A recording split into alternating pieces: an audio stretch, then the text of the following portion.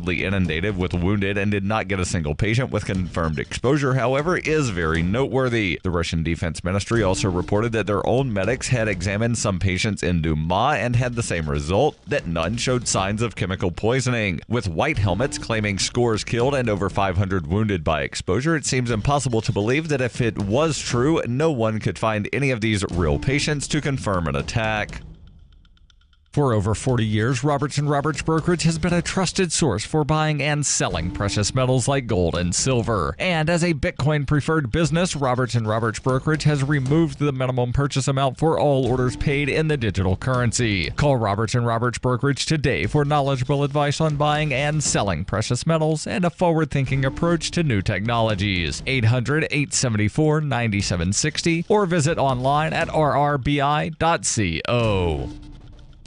UPI reports officials in California, including the state's attorney general, have sued the Trump administration over an Environmental Protection Agency decision to eliminate a regulatory standard. The old policy, known as the once in, always in rule and in place since 1995, required the EPA to regulate major sources of pollution as such, with no chance of reassessment. A new policy announced in January would allow major sources to be reclassified as area sources and face different regulatory standards. At the time of the move, the head of the EPA's Air Office, William Wareham, said the old policy was based on an incorrect interpretation of the Clean Air Act and added that the change would reduce regulatory burden for industries and the states while continuing to ensure stringent and effective controls on hazardous air pollutants. But in announcing the lawsuit on Tuesday, California Attorney General Xavier Becerra said the change is illegal. Becerra said in a statement, "Instead of prioritizing the health of hardworking Americans, EPA Administrator Scott Pruitt wants to let major polluters off the hook. This is unconscionable and it is illegal. If the once in, always in policy is rescinded, children in California and around the country, particularly those who must live near the polluting plant or factory, may grow up in an environment with tons of additional hazardous pollutants in the air they breathe." The plaintiffs, which include the California Air Resource Board, filed their suit in Washington, D.C.'s U.S. Court of Appeals on Monday. You can support FPP Radio by joining the Fans program. Fans are friends, allies, and numerous supporters. You can join the Fans program for as little as $1 per month through Patreon and get perks like ad-free versions of FPP Radio News and Peace, Love, Liberty Radio. To learn more or to join the Fans program, visit fans.fppradio.com. Reuters reports Oklahoma teachers carried their walkout over school funding and higher pay into a ninth day on Tuesday as the Republican governor signed school revenue bills that fell short of their demands. The strike has closed public schools serving about 500,000 of the state's 700,000 students. Schools in the state's largest cities, Oklahoma City and Tulsa, were shut on Tuesday and plan to close on Wednesday as well. A nonpartisan poll released on Friday showed 72% of voters in Oklahoma, where teachers' pay is near the bottom among U.S. states, supported the walkout. Alicia Priest, president of the Oklahoma Education Association, the state's biggest teachers union, said, "Momentum is on our side." Oklahoma Governor Mary Fallin has already approved legislation that would raise teachers' wages an average of $6,100, while teachers who packed the Capitol on Tuesday want a $10,000 raise over 3 years. Saying that education funding was wrapped up, Fallin signed a bill aimed at expanding revenue from Native American casinos and one that would raise about $20 million from internet sales taxes. Fallin also approved a bill that repealed a hotel tax, a measure that teachers wanted vetoed. This has been FPP Radio News, online at fppradio.com. Sources at the video streaming service Netflix reported today that they had sent local man Shane Fowler a personal message earlier just checking to see if everything was okay after the 31-year-old watched an entire season of the FX program Sons of Anarchy in a single viewing session. Well, we happened to notice that Shane had been sitting in front of his laptop and had burned through all 13 episodes of the first season of Sons of Anarchy. So we thought maybe we could send him a note and just sort of make sure he was doing all right, or if he needed someone to talk to or something. Netflix says the message, which Fowler received minutes after he finished viewing the season 1 finale of the motorcycle gang drama, was just a way for the company to see if there was anything they could do for their longtime subscriber. I mean, we do this stuff all the time. Just last year, Mike Ralston from Bartlesville, Oklahoma, watched all 4 seasons of The Tudors after his wife left him. We were there for him. We just like to check in on our customers from time to time. This is the Onion News Network.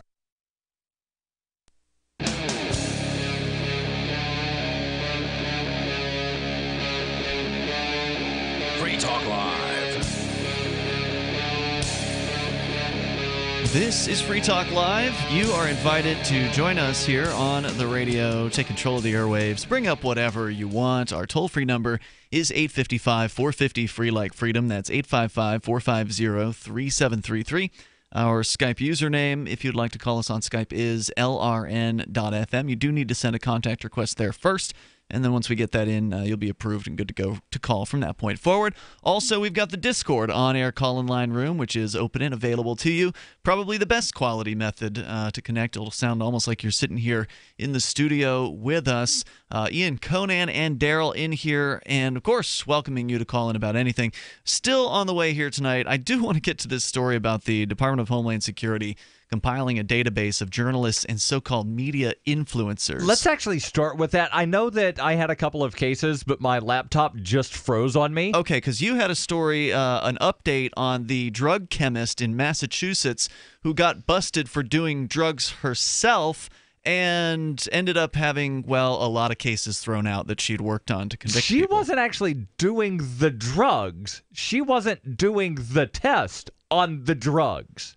Okay, maybe this is a different lady, because there was one who was supposedly getting high at work in Massachusetts. A drug chemist was actually getting high at work on the supply, and they were going to have to throw that out. So maybe it's a different case also out of Massachusetts. But yeah, there were two individuals, Yeah. I We can get believe into both it. women, working in the same lab. Really? In Amherst. Okay. One of them was just faking all of the tests, and that's the story that I have. Okay. Is Well, the update on that. either way, the idea was that if she's getting high on drugs during doing the testing, that would possibly invalidate the results of those as well. Right. So we'll tell you about that. But first, here from Michelle Fabio, contributor over at Forbes magazine.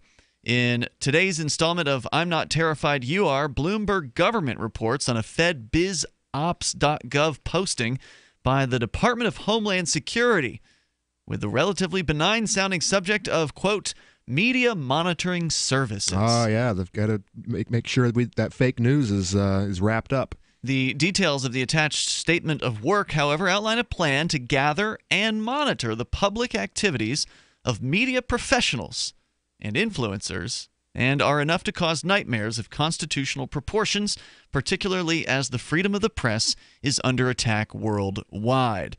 And attack is not hyperbolic, she says. Everyday journalists face serious consequences, including physical violence, imprisonment, and death.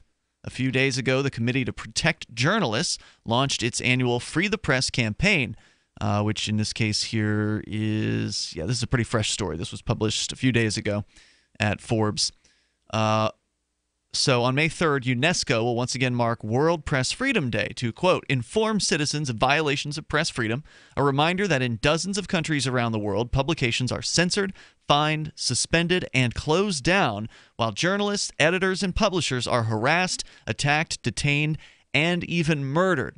Now, at some point here, I didn't pull it up, but one of us probably will, pull up the Press Freedom Index and see if there's one that's out for 2018 or maybe 2017 is the most recent, or maybe the numbers are only back to 2016. But either way, there's a really handy Press Freedom Index that I believe Reporters Without Borders publishes. Yeah, I'm regularly. a huge supporter of theirs. Yeah, and to kind of compare the situations in different countries. And the last time I recall was probably a few years back. U.S. was at like number 47. So by no means, given that number one would be the most free place for the Number press. one is Norway. Number 43. Number 43. Is the United States. Yeah, not exactly a shining star, a beacon of press freedoms, despite it being the First Amendment to the Constitution's Bill of The Rights. top four all being Scandinavian countries. Interesting. Norway, Sweden, Finland, Denmark.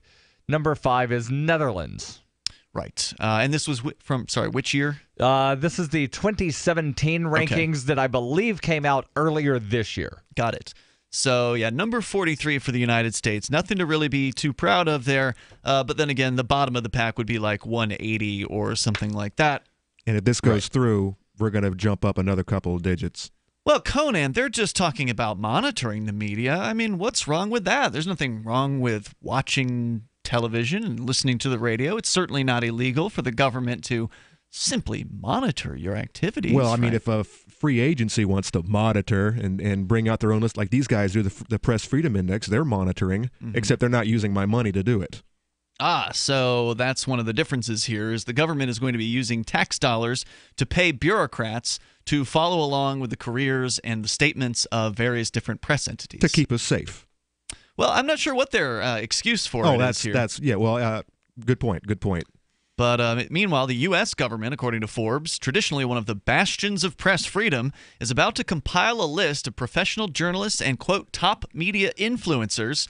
I don't know if we're going to be on the top. We're probably like mid-pack at best, low mid-pack, upper low pack, or something like that on Free Talk Live. I wonder, how they're defining this, because I know Right. that like some of these YouTube people are called influencers. Yeah. Who are they influencing? Their audience. If they have like one YouTube prankers are called influencers. yeah, but if they have one audience member, then they are influencing. Yeah, I would their say audience. Vitaly and those prankers are definitely influences on people for sure. At least it makes them happy, Daryl. I mean, they're influencing them to go out and commit they're pranks. but- entertainers. Yeah, that's true. But An entertainers- entertainer and an influencer are not. The word is not synonymous. Wait. I don't know, man. All right, so are these prankers, are they considered news outlets, journalists, bloggers? No, they're pranksters. But that doesn't mean they're not influencers. So they're not talking about entertainers. Well, entertainers are also influencers. I'm sorry, you can't just divide. There's no black and white here. A prankster, for instance, Darryl, even though he might be doing pranks normally, many of them have followers that watch every single video that they produce, and they have secondary channels where they just basically do vlogging. And they talk about their lives and their opinions and whatever it is. I don't follow those channels, but I've seen them. I know that they exist. And those aren't prank channels, but they're the channels of the pranksters who build huge audiences. I mean, I'm not saying yeah. they don't have big well, audiences. if you have a big audience and you say something to the audience, you're influencing them. Whether it's you're influencing them to buy a razor, because I've seen, they have sponsors sometimes Right. for these channels, or whether you're influencing them to vote for a particular presidential candidate. It's all influence. I mean, the larger your audience, the larger your potential for influence. Now, is somebody who follows a YouTube prankster going to be as likely to, let's say, jump off a cliff if, compared to like Alex Jones? If Alex Jones, who is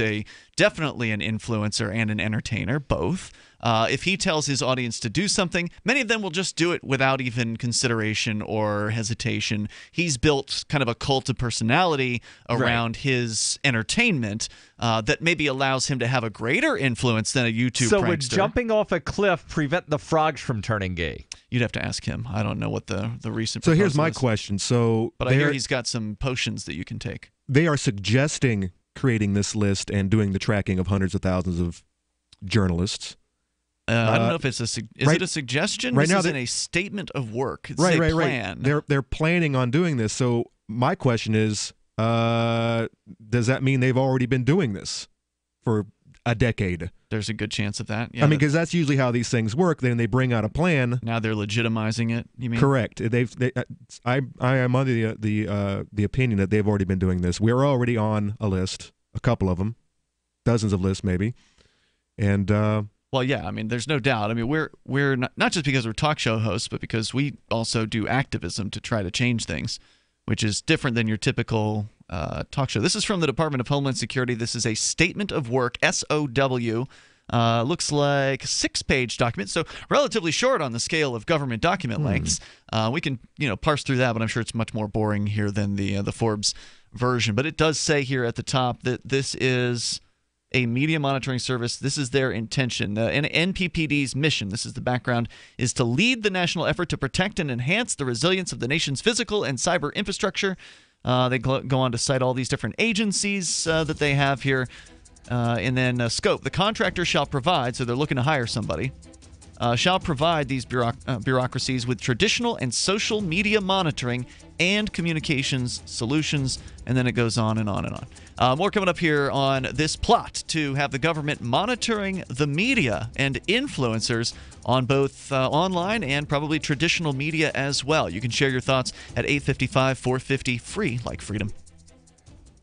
What's more profitable, running your business or doing bookkeeping? Doing your business, of course, but you want to keep your books so that you can maximize your tax savings, right? What if I told you that there's a person that's a bookkeeper, accountant, and law school graduate that's also a hardcore libertarian? My name is Melanie Johnson, and I hate the state. I will aggressively help you to minimize your tax exposure and maximize profits, all while staying within the law. Melanie's your best choice for your taxes and bookkeeping needs. Go to tax.freetalklive.com and check out our website, tax.freetalklive.com. The Bitcoin.com wallet is a simple and powerful, full-featured wallet that allows you to send and receive Bitcoin Cash and Bitcoin Core with anyone, anywhere in the world. It supports both single and multi-signature wallets and is available in multiple languages. Use the Bitcoin.com wallet to buy, send, store, and receive both Bitcoin Cash and Bitcoin Core. Learn more at wallet.bitcoin.com. From the second letter of Captain Mark. Any pirate knows that commerce is communication. Markets condense oceans of information into a single price. Innovations in communication are circumventing the scrutiny of the crown. This signals a change in the coin of the realm.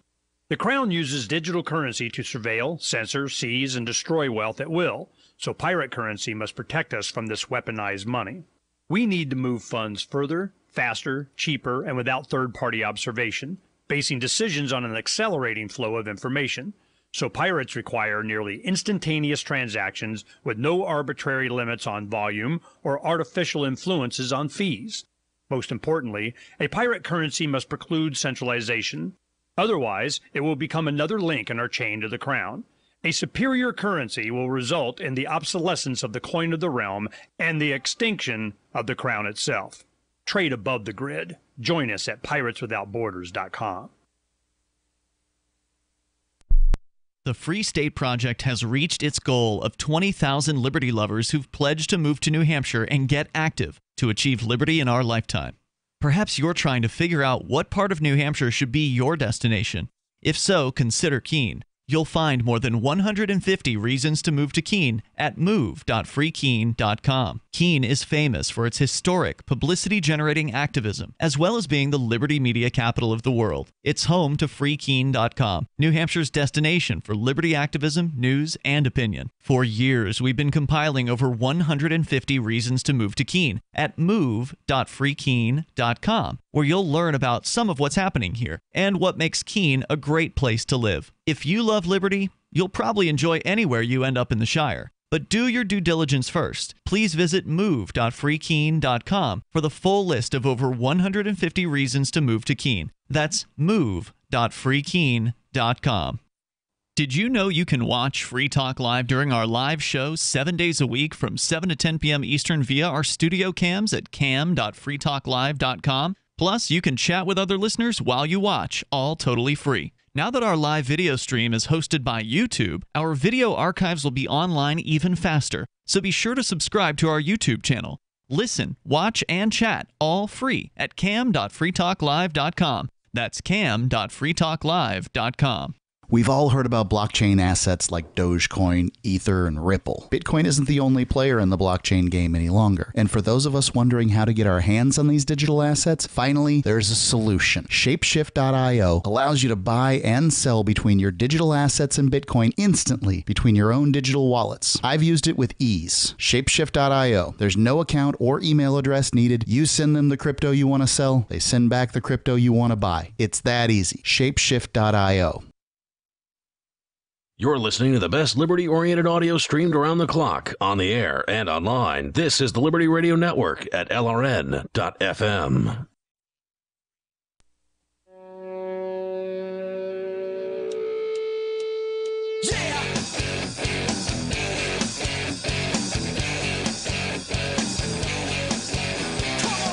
This is Free Talk Live. You can bring up anything that you want. Just dial toll-free to join us here at 855-450-FREE, like freedom.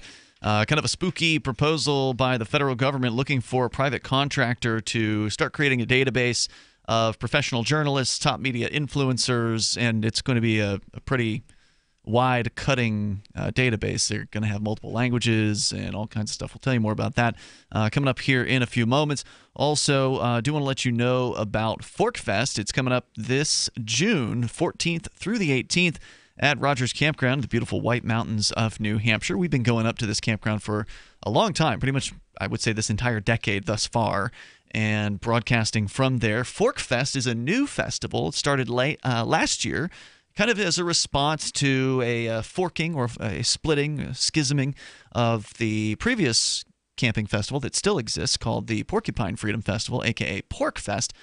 Forkfest has forked off from that, and it's kind of like a decentralized celebration of all things forking, meaning that celebrating and embracing the idea of, hey, schisms happen. People don't always get along. Sometimes they split, and usually it's for the best when it comes to movements that are growing to a certain size. And the Liberty Movement here in New Hampshire is a large and growing movement, so it's inevitable that these sorts of things would happen.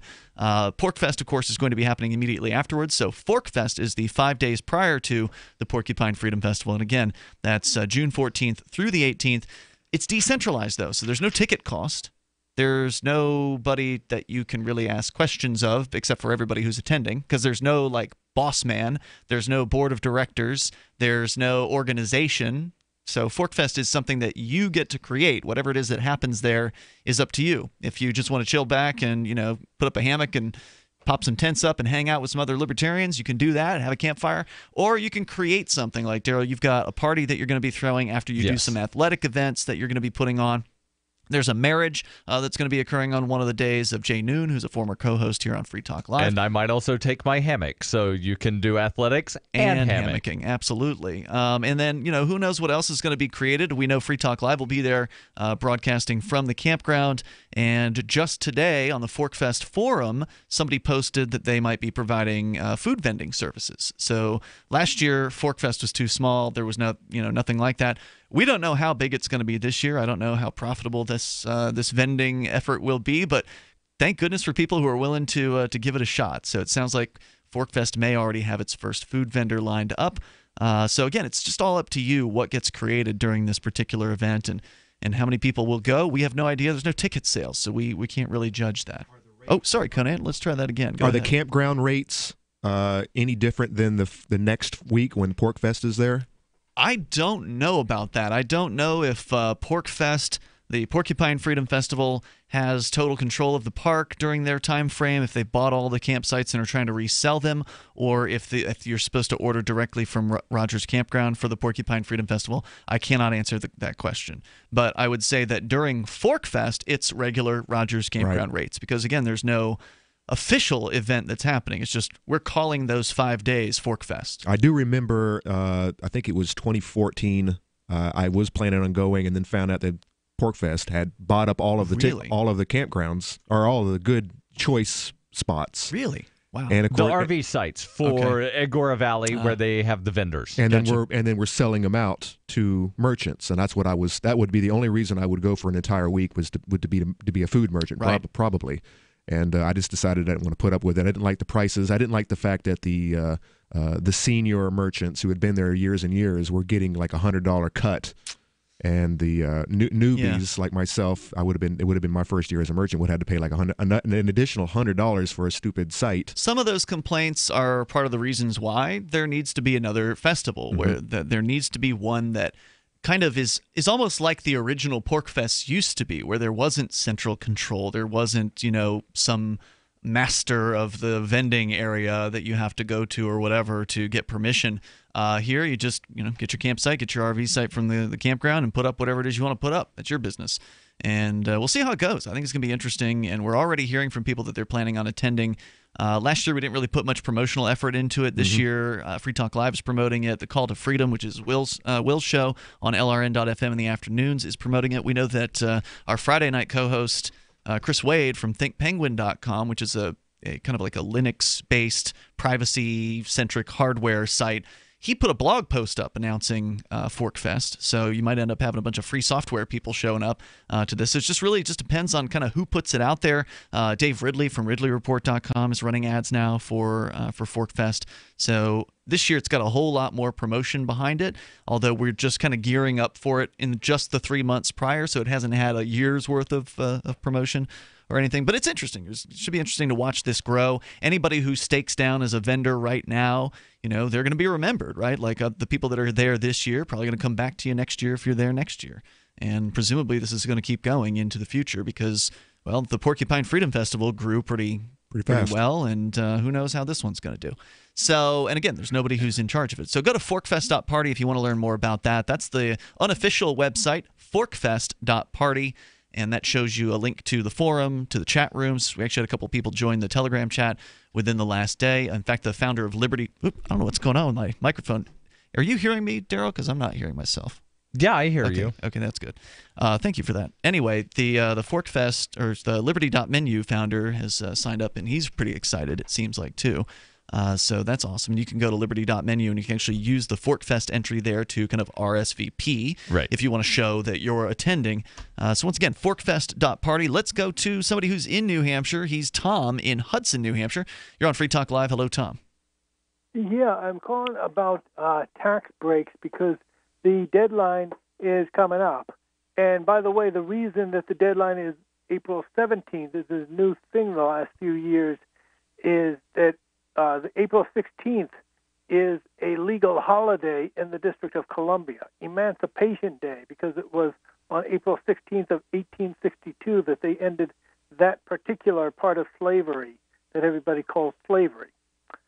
Okay, now, right, anyway, and that's celebrated on the Monday, so it winds up to where sometimes tax day, this year, tax day is officially April 17th. How ironic. They can't have Freedom Day on You're a Slave Day. They had to, make a distinction there. And so I was calling about tax breaks. How, like, you open a certain retirement account or you get you buy a house and you got to pay interest on the mortgage and you get a tax break for that. And they encourage donating to charity by giving you a tax break for this, tax break for that. But you know how long bureaucrats have been offering tax breaks as an incentive? No. How long? Since the beginning? Well, I would like to say since the year one. Okay. But actually it was long before then. If you take a look at the story of David and Goliath, okay, the king is saying, this guy Goliath running around bragging about how tough he is and calling us a bunch of wimps. We need to take care of him. Whoever kills Goliath, I will exempt your family from taxes. Wow, I didn't know about that part of the story. Thanks for the call tonight, Tom. Toll-free number here tonight, 855-450-FREE like freedom. That's 855-450-3733. You can take control of the airwaves and bring up whatever is on your mind. Ian, Conan, and Darryl in the studio tonight. Don't forget, you can also join us in the Discord on-air call-in line room. Just hop on in over at discord.lrn.fm or call in toll-free. It's Free Talk Live.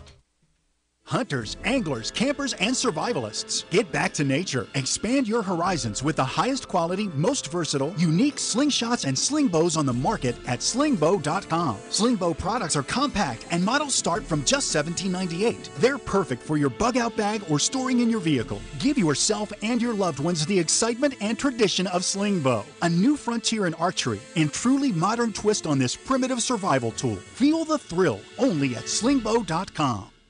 Anytime, any place, anywhere, radio remains the most intimate of all forms of media. At home, at work, in the car, on smartphones. Over 90% of consumers still listen to radio every week. That makes choosing radio as a place to advertise your business one of the best decisions you can make. Email advertise@gcnlive.com and partner up with an experienced GCN representative. Advertise@gcnlive.com. Easy, affordable, effective. This is Michael Dean from the Freedom Fiends. I've run websites since 1996 and have used over a dozen web hosts in that time. AgristHosting.com is the only one that hasn't broken my heart. Agrist Hosting's uptime and service is stellar, and their DDoS mitigation is the best I've seen. That's important because if you tell the truth in this world, you'll ruffle feathers. And some people will try dirty tricks to silence your voice. No matter what the haters hit us with, Agrist Hosting keeps our websites online. If you have a mission-critical commercial presence or a world-changing activism site, you cannot tolerate any skullduggery. So go with agristhosting.com. Have a WordPress or blog site, but you're not satisfied with performance or uptime? Or just want raw hosting? Want to pay with Bitcoin? Agris Hosting specializes in high-performance hosting with personalized service. Go to agristhosting.com and click on the button that says Get Hosted. That's agristhosting.com. When you hear the word lobbyist, you probably think about greedy corporations, but not all lobbyists are the same. Some are fighting for the freedoms you hold dear. Liberty Lobby LLC is doing just that in New Hampshire, working hard to represent you, not some special interest group. You can help by going to libertylobby.info, where your contribution will give us the tools we need to ensure that your voice is heard. Visit libertylobby.info today to find out more.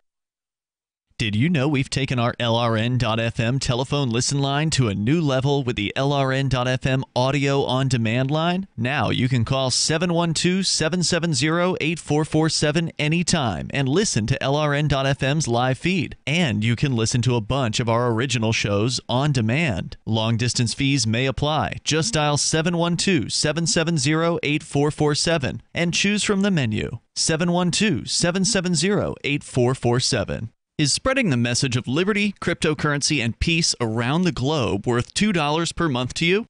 As you may already know, in addition to our internet feed, LRN.FM broadcasts on free-to-air satellite across North and Central America, as well as Sub-Saharan Africa. And we've been available on satellite for free 24/7 since 2010.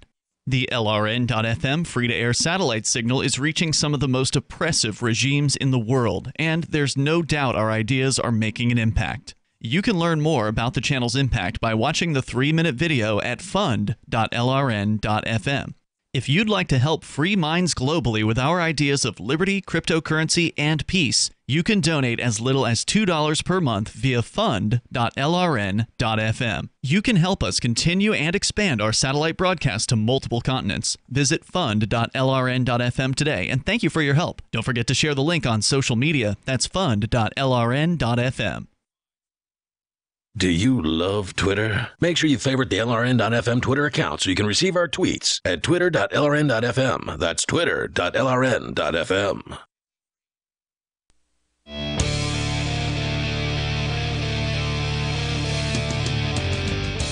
This is Free Talk Live. You can bring up anything that you want. All you have to do, dial toll-free here, 855-450-FREE like freedom. That's 855-450-3733. And our Skype username is LRN.FM. We're going to jump over to Skype here in a moment, where we have somebody waiting. As you could also jump into the Discord on-air call-in line chat room and get on the air that way. Talk about whatever you want, whether it's the U.S. government targeting media with just a monitoring campaign. Don't worry. It's not like they're going to do anything with all the data that they're collecting on the media. I don't know what you guys are worried about. It's just like the terrorist watch list. It'll start at 10,000, and before you know it, it'll be millions. What's the big deal? Little kids getting stopped from getting on a plane because their name happens to be the same as some Joe on the other side of the... You don't want to get bombed, do you? It's about safety. Actually, I don't. Yeah, so I'm all for this. Bend over. You changed my mind. They're going to just dig a little bit in there and, make sure you show every crevice. It's just all about safety. So we'll tell you more about that coming up here in moments. The toll-free number again, 855-450-FREE. I mentioned Liberty.menu earlier as a place where you can go to see the event for Forkfest, which we talked about earlier tonight. Liberty.menu is a place where you can create, items for your business, map entry items that show your business, which if you're a libertarian, if you're a voluntarist, if you're somebody who is an individual who rejects the initiation of force and agrees to abide by the ethics of the non-aggression principle, you want your business to be listed on Liberty.menu because the customers who also are liberty-minded are going to be there looking for you. They want to know, libertarians have long been asking us, hey, what's a good website where I can go find other businesses, in my area that are liberty-friendly?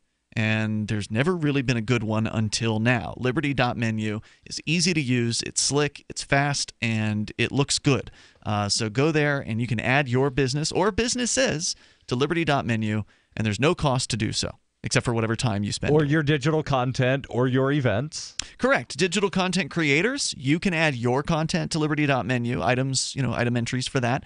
And then also, as you said, events. So Forkfest, the upcoming Libertarian Party event here in New Hampshire is there. The games that I'm having at Forkfest, I've created an event specifically for those. Nice. Speaking of, in the chat room, there has been a request for a wrestling competition, Darryl. Which kind of wrestling? We Pro talking wrestling, Greco-Roman? We talking shoot wrestling? Well, that's what I would like to see, actually real wrestling. But being that you're such a huge wrestling fan, I think that, a little entertainment. Are you going to rent the ring? I know, but I'm fairly certain I can find officials if you rent a ring. This is something I would watch from afar. Oh, so you're not going to don a luchador mask and get in the ring and, throw Or down? maybe a Guy Fawkes mask. There you go. That would get easily torn off, though. You don't want to. That's why I've got a stack of them. All right. Replacements. Well, if wrestling's your thing, Conan, then you ought to put on the wrestling event if that's what you want to see happen there. I would really love to go to this thing, but I've got animals and jobs and, Liberty, stuff. we'll just have fun without you. I can't bring the animals. Liberty.menu, go and add your stuff there. It's totally free. And, of course, if you're not a business owner, you just want to connect with those business owners and find out where they're at. You can go there. You can leave comments, rate, and review over at Liberty.menu. As we continue here, we've got Dave Ridley. He is from RidleyReport.com on Skype. Go ahead, Dave. Hey, guys. Hey there. I wanted to provide a couple of NH exit updates. This is one of the kind of arms, more of a decentralized arm of the secession movement here in New Hampshire, NH Exit. So one thing that has happened is Joshua Chase has scheduled a meeting for May 2nd. Who is that? In Concord. I don't know. Okay. Is he a secessionist or what? I guess he's on the NH Exit group, okay, but I don't know everyone personally who's on our group. Right. And we were just asking who it was. So somebody who's a secessionist has scheduled a meeting. Okay. I'm sorry, Joshua Davis, not Joshua Chase. There's two Joshuas. Joshua Davis is the one who set this up, and he just did it on his own initiative. And this will be in Concord on the 2nd. I guess instead of giving you a lot of details, I just say it's just a meetup. Just a meetup on meetup.com. Oh, okay. I don't know if that's really worth announcing to an international audience, Dave. With all due respect, I mean everybody can have a meetup on meetup.com. That's why I brought an additional piece of news. Okay, good. I'm glad to hear the secessionists are having meetings. That's good. And if you go to nhexit.com, you can find out details of whatever I'm talking about. But the other thing is, I had this idea that so it seems like based on what Caleb Dyer has reported, is he's looked into, and Caleb Dyer is a state representative who is a sitting Libertarian Party member here in New Hampshire. He has looked into wording that would create independence for New Hampshire. His idea is that it would be a bunch of changes in existing statute, like a lot of struck throughs, a lot of italics, a lot of bold, a lot of removals, a lot of maybe some things added. It sounds complicated. What would this be doing? Like striking out the word United States from a bunch of places? And I know that there are some sections of statute that reference U.S. Code and the Code of Federal Regulations. Just getting rid of that crap. So you would have to go through and find all of those references and strike all of them. And then make sure that the sentence still makes sense, or just strike that entire section. Now, would something like that be kind of a preparation move for an eventual constitutional amendment to secede? Because it wouldn't seem like, it would be a good thing to get rid of references to the United States and any kind of ties that are there in the statutes, but that wouldn't seem to be anything more than maybe a little nullification, not straight up secession. I think his bill that he was aiming for would have been straight up secession, but it may have involved a referendum or constitutional process. Because in New Hampshire, there's like a typical bill that you can put in to change the statutes. Yes. But then there's also a constitutional amendment proposal that they can put in that, of course, then has to go to the voters of New Hampshire. Right, once approved by then the state there's reps. also something that they call a House resolution. Yeah. Where it's just saying, we, the members of the state legislature, that's like just a statement. Yeah. This, and it's just a statement. It doesn't really mean anything. This is what we think. Yeah, that would be the least effective thing they could do. It would basically mean nothing. except symbolic. That would be all that would be. Right. So this thing that Libertarian Representative Dyer in New Hampshire is working on, is this something he's already put in, or is he constructing this for this year's later submitted bills for later 2018? Well, first of all, you can see how complicated and distracting it is because it wasn't even what I was calling about. But in answer to your question, he was planning on submitting something last year and delayed it, I think, because it was just so complicated. He didn't want to get the wording wrong. Yeah. Didn't want to get the wording wrong. But I don't know of him submitting anything this year either. And he wouldn't, if he hasn't already submitted it, it's already too late, and he won't be reelected. Yeah. He's not going to get reelected as a freaking libertarian. That does not work. Actually, no, Dave, when the Libertarians had ballot access in the 90s, we consistently elected 4 state reps as Libertarians, and the filing period for legislation for the 2019 session has not passed. That's going to be sometime in the fall. Right. So even if he doesn't get reelected, he can still submit a thing, and he can have co-signers on that thing, and as long as one of the co-signers gets through, then it'll go into the next session. So technically, even somebody who's not going to make it to re-election can still kind of submit something for the next session, as I understand it. Okay. But you're right. I mean, certainly it's going to be a challenge for a libertarian to be the first libertarian actually elected here in 20-plus years. Right. But, as Darryl points out, history says New Hampshire has elected libertarians in the past. Plus, Caleb's in this huge giant district that elects 11 freaking state reps. To be fair, though, he was the last placed rep in the election as a Republican when he was running as a Republican. Right. But if he's able to get some support from friendly Democrats, from undeclared voters, he only needs if he goes door to door, 9% of the vote to get elected. If he goes door to door, he can pull that off. Right. Yeah. Anyway, Dave, go ahead. So again, trying to get to the point that I was originally going to talk about, the complicated nature of this led me to wonder if maybe another approach might be to request an HCR. HCRs are where it stands for House Concurrent Resolution, where the representatives just basically express their opinion on something. You write a statement down. About. I mean, it's not a bad idea. It couldn't hurt. But whereas that, we the undersigned vote X. Basically, and you can do all of it. Hang on, Dave, if you got more. It's Free Talk Live. I've said it many times on air, and I'll say it here. The New Hampshire Liberty Alliance is one of the most important organizations for freedom in the world. New Hampshire is ground zero for freedom, and the NHLA is the best organization at promoting effective liberty activism. This ad is sponsored by Free Talk Live, and I, Mark Edge, am a lifetime member because I believe in the NHLA. Please check them out at nhliberty.org. Not everyone can move right now, but you can support the cause. Donate top cryptocurrencies or old-fashioned U.S. dollars, nhliberty.org. Visit their website and see what they're all about, nhliberty.org. The Bitcoin.com wallet is a simple and powerful, full-featured wallet that allows you to send and receive Bitcoin Cash and Bitcoin Core with anyone, anywhere in the world. It supports both single and multi-signature wallets and is available in multiple languages. The Bitcoin.com wallet is available on Windows, Linux, Mac, Android, and iOS devices. Learn more at wallet.bitcoin.com.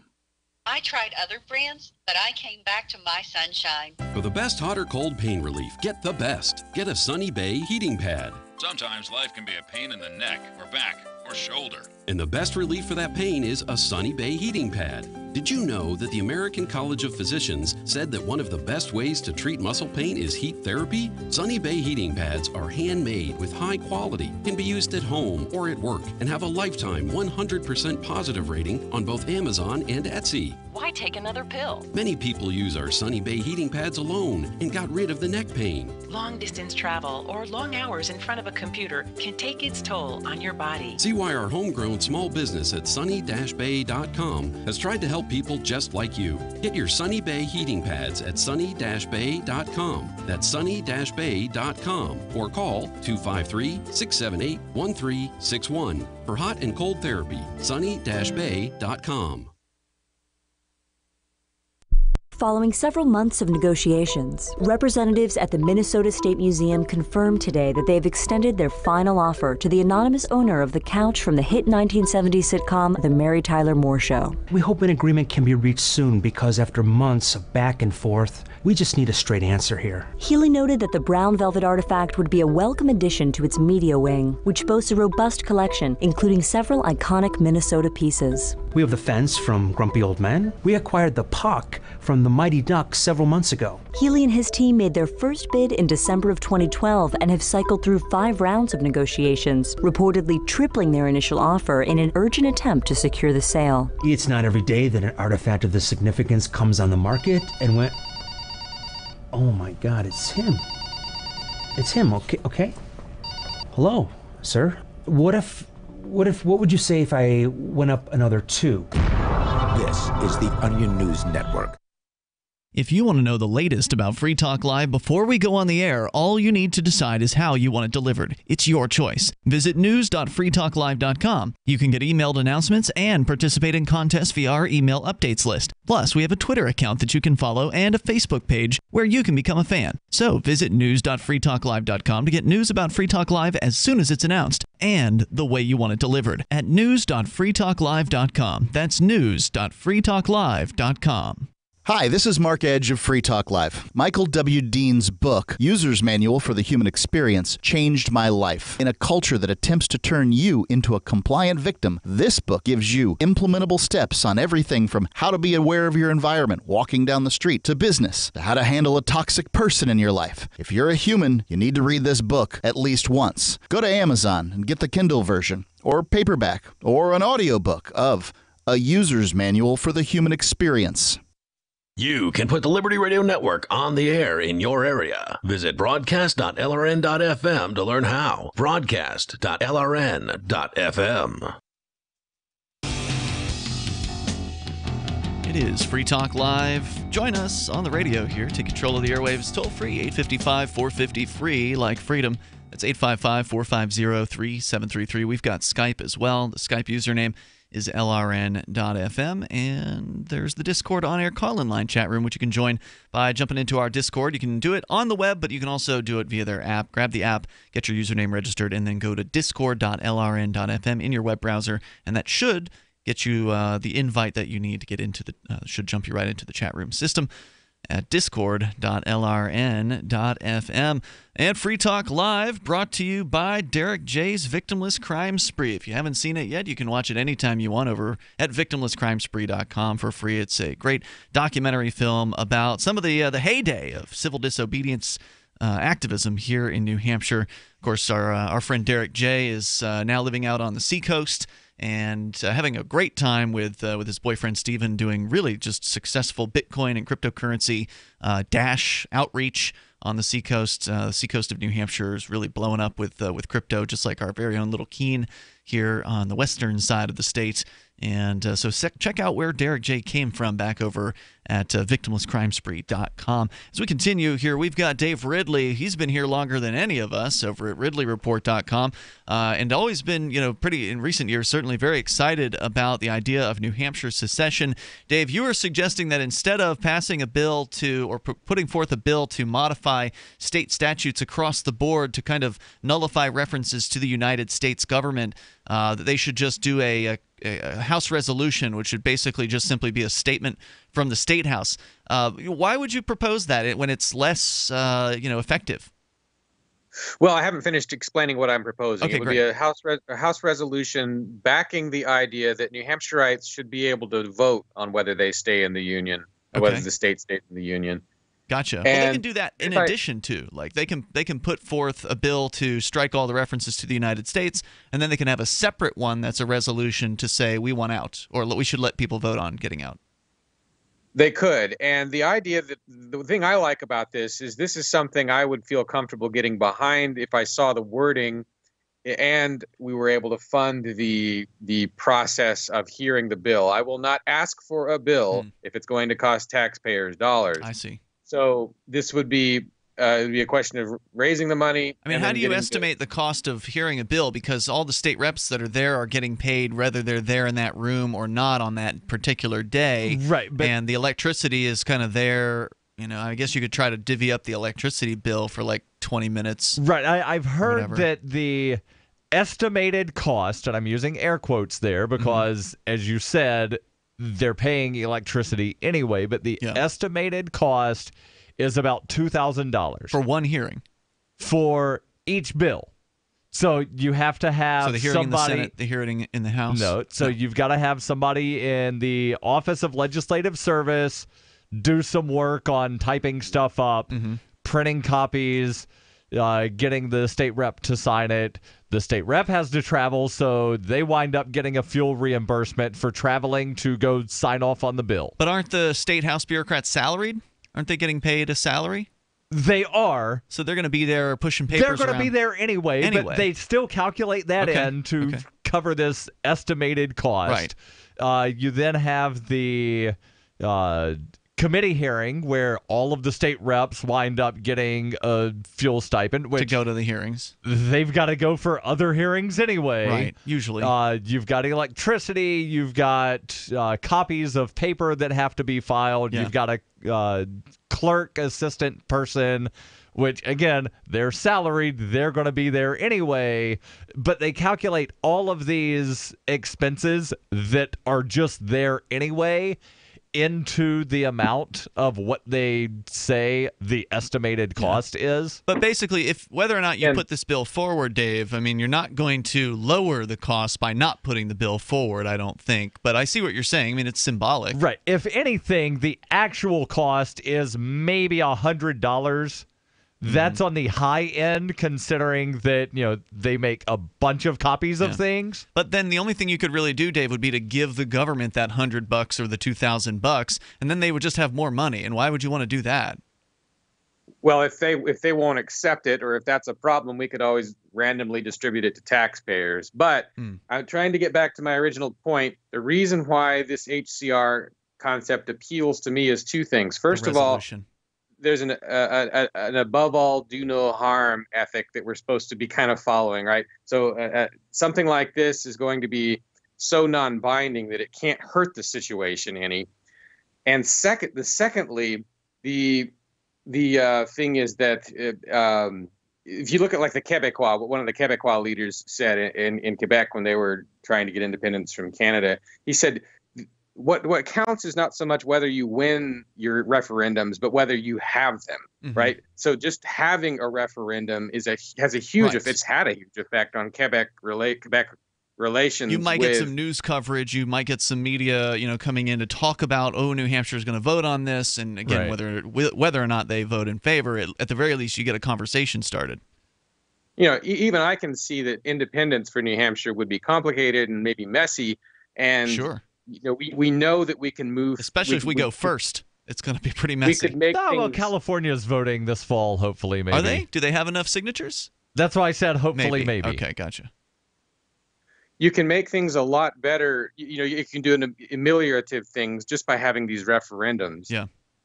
Something you could do, I know, Dave, you said you don't want to participate if it's going to cost anything, but, let me just suggest that if you don't want to participate too much, you could, since you were talking about the wording, you could actually write the wording of a proposed resolution and then just give it to friendly state representatives and ask them to introduce it. Yes. They like that because it's less work for them, right? Because these state reps... And it's less work for OLS because a lot of OLS? The Office of Legislative Service. Okay. Because 90% of the time, and it might be higher, could be a little lower, state reps will go to OLS and say, I want a bill to... fill in the blank. And these are attorneys, right? Are they attorneys working at OLS?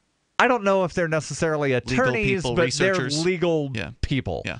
And they will then wind up finding the section of statute and drafting something that they think the state rep or the state senator has requested. And then the state rep or state senator winds up having to say, I wanted it to do this or change this here, there, the other place.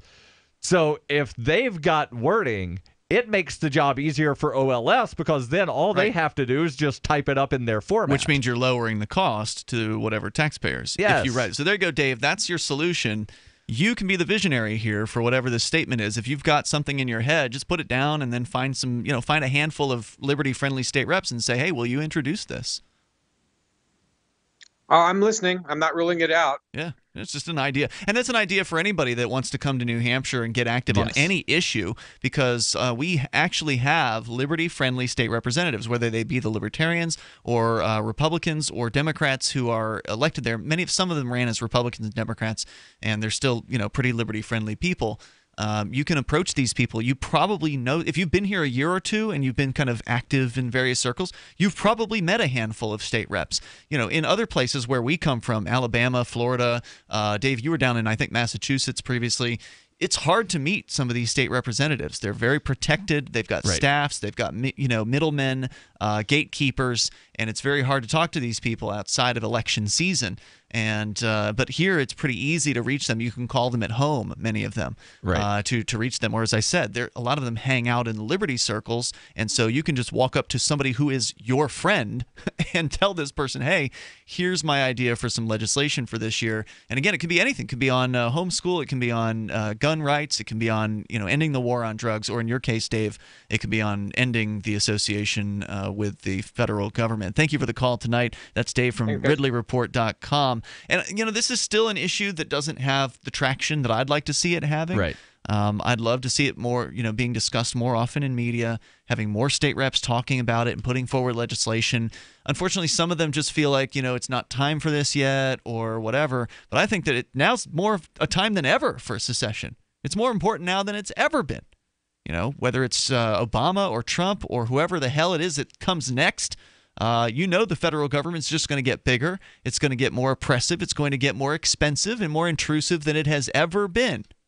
And so somebody has to go. Some state has to leave this union and begin the potential dominoes falling for the rest of them.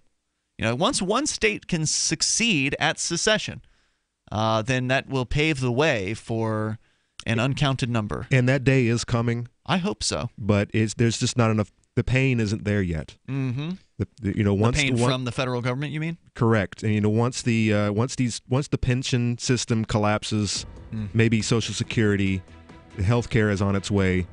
The pain is going to come, and then the states they're going to slip away. Only to survive. Now's the time, though, to start talking about it. And that's a good thing that we are, and Texas and California are talking about it as well. South Carolina has pending legislation because of gun grabbing. This is Free Talk Live. Our toll-free number, 855-450-FREE like freedom. You can join us here. Hour 2 is coming up. It's about time something new came along for better selling and buying online. And I found it. What now, Marge? It's buysellmakeoffer.com. Never heard of it. It's a brand new company. That's why you've never heard of it. It's the newest and best way to sell any products online. I did all the research. Sell my car? Yes. Our home? Yep. My golf bag? Your golf clubs. All of them. How about your purse collection hoard? Hey, now. You said any product. Right. I did. We get 30 days free. Really? Packages starting from only $9.95. And buysellmakeoffer.com will never charge item fees, ever. Never. And this is cool. Listen to this. You can even use Skype or video to show your items. That's cool. Yes. All we have to do is go to the website, sign up, and then load our stuff to sell. I love this site. Buysellmakeoffer.com. Buysellmakeoffer.com. You got it? Buysellmakeoffer.com. Buysellmakeoffer.com. Better selling, better buying. Free speech is protected on the internet, right? Not always. Government agencies try to limit free speech and commerce on the net. Luckily, when they do, the Institute for Justice is there to defend your First Amendment right to free speech. IJ helped set the first federal precedent for internet free speech in 1999, and ever since has worked to prevent unconstitutional roadblocks in cyberspace. Visit our website today at ij.org. Some of you asked, and now we've delivered. LRN.FM's live Keene, New Hampshire studio shows are now streamed in HD on Twitch. Visit our channel at twitch.lrn.fm and give it a follow. If you have Amazon Prime, you get one free subscription on Twitch. If you use it on our channel, Twitch will give LRN.FM a monthly piece of your Prime subscription cost. So please watch, follow, share, and subscribe to twitch.lrn.fm. That's twitch.lrn.fm. You're listening to the live edition of Free Talk Live. Hour number 2 is next after the news here on the Liberty Radio Network at LRN.FM. From Keene in the Shire, the Liberty Media capital of the world, this is Darryl W. Perry, host of FPP Radio News for Wednesday, April 11th, 2018. Silver is trading at $16.59 per ounce. Gold is valued at $1,346 per ounce. Zencash is trading at $25, and the average price of Bitcoin is $6,861. Antiwar.com reports the Syrian Red Crescent issued a statement on Monday dismissing the allegations of a weekend chemical weapons attack in the city of Douma. The statement insisted their medical personnel in the city had found no evidence any such attack took place. The Syrian Red Crescent said their hospital in Douma received 6 patients complaining of respiratory problems, but said they did not seem to have any physical problems at all, nor was there any trace of any chemical agents they might have been exposed to. Chemical attack or not, it would not be surprising for some people to complain of symptoms without actually having any problems. That the Red Crescent operates a hospital in a city supposedly inundated with wounded and did not get a single patient with confirmed exposure, however, is very noteworthy. The Russian Defense Ministry also reported that their own medics had examined some patients in Douma and had the same result, that none showed signs of chemical poisoning. With white helmets claiming scores killed and over 500 wounded by exposure, it seems impossible to believe that if it was true, no one could find any of these real patients to confirm an attack. For over 40 years, Roberts & Roberts Brokerage has been a trusted source for buying and selling precious metals like gold and silver. And as a Bitcoin-preferred business, Roberts & Roberts Brokerage has removed the minimum purchase amount for all orders paid in the digital currency. Call Roberts & Roberts Brokerage today for knowledgeable advice on buying and selling precious metals and a forward-thinking approach to new technologies. 800-874-9760 or visit online at rrbi.co. UPI reports officials in California, including the state's attorney general, have sued the Trump administration over an Environmental Protection Agency decision to eliminate a regulatory standard. The old policy, known as the once in, always in rule and in place since 1995, required the EPA to regulate major sources of pollution as such with no chance of reassessment. A new policy announced in January would allow major sources to be reclassified as area sources and face different regulatory standards. At the time of the move, the head of the EPA's Air Office, William Wareham, said the old policy was based on an incorrect interpretation of the Clean Air Act and added that the change would reduce regulatory burden for industries and the states while continuing to ensure stringent and effective controls on hazardous air pollutants. But in announcing the lawsuit on Tuesday, California Attorney General Xavier Becerra said the change is illegal. Becerra said in a statement, instead of prioritizing the health of hardworking Americans, EPA Administrator Scott Pruitt wants to let major polluters off the hook. This is unconscionable and it is illegal. If the once in, always in policy is rescinded, children in California and around the country, particularly those who must live near the polluting plant or factory, may grow up in an environment with tons of additional hazardous pollutants in the air they breathe. The plaintiffs, which include the California Air Resource Board, filed their suit in Washington, D.C.'s U.S. Court of Appeals on Monday. You can support FPP Radio by joining the Fans program. Fans are friends, allies, and numerous supporters. You can join the Fans program for as little as $1 per month through Patreon and get perks like ad-free versions of FPP Radio News and Peace, Love, Liberty Radio. To learn more or to join the Fans program, visit fans.fppradio.com.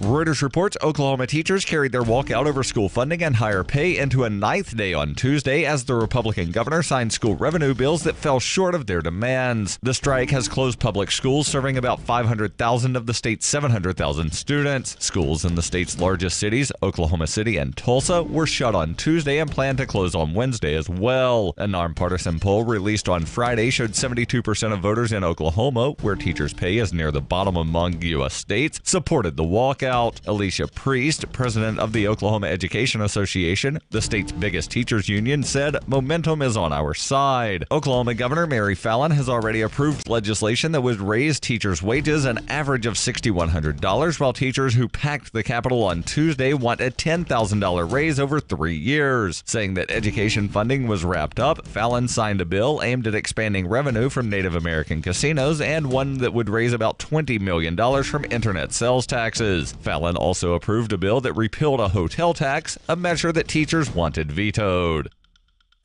This has been FPP Radio News, online at fppradio.com. This is the Onion Week in Review. A month after the death of leader Kim Jong-il, North Korea's 24.5 million citizens have returned to their regular daily routines this week, holding a festive synchronized disco jump rope gala in Pyongyang's main public square. Life in the hermetic communist nation is reportedly beginning to normalize following the protracted mourning period, with citizens once again donning their brightly colored uniforms and performing intricate gymnastics routines in perfect unison. It is an inspiring sight to see so many loyal citizens find the strength to unfurl their long silken streamers and do dozens of tandem backflips set to dance music. Observers reported that new North Korean leader Kim Jong-un nodded once in approval of the disco jump rope gala, signaling an official transfer of power. A recent study from the Centers for Disease Control finds that over 100 million children are being exposed to harmful levels of stupidity in their own homes. Hear the debate about secondhand ignorance on the next In the Know. This is the Onion News Network.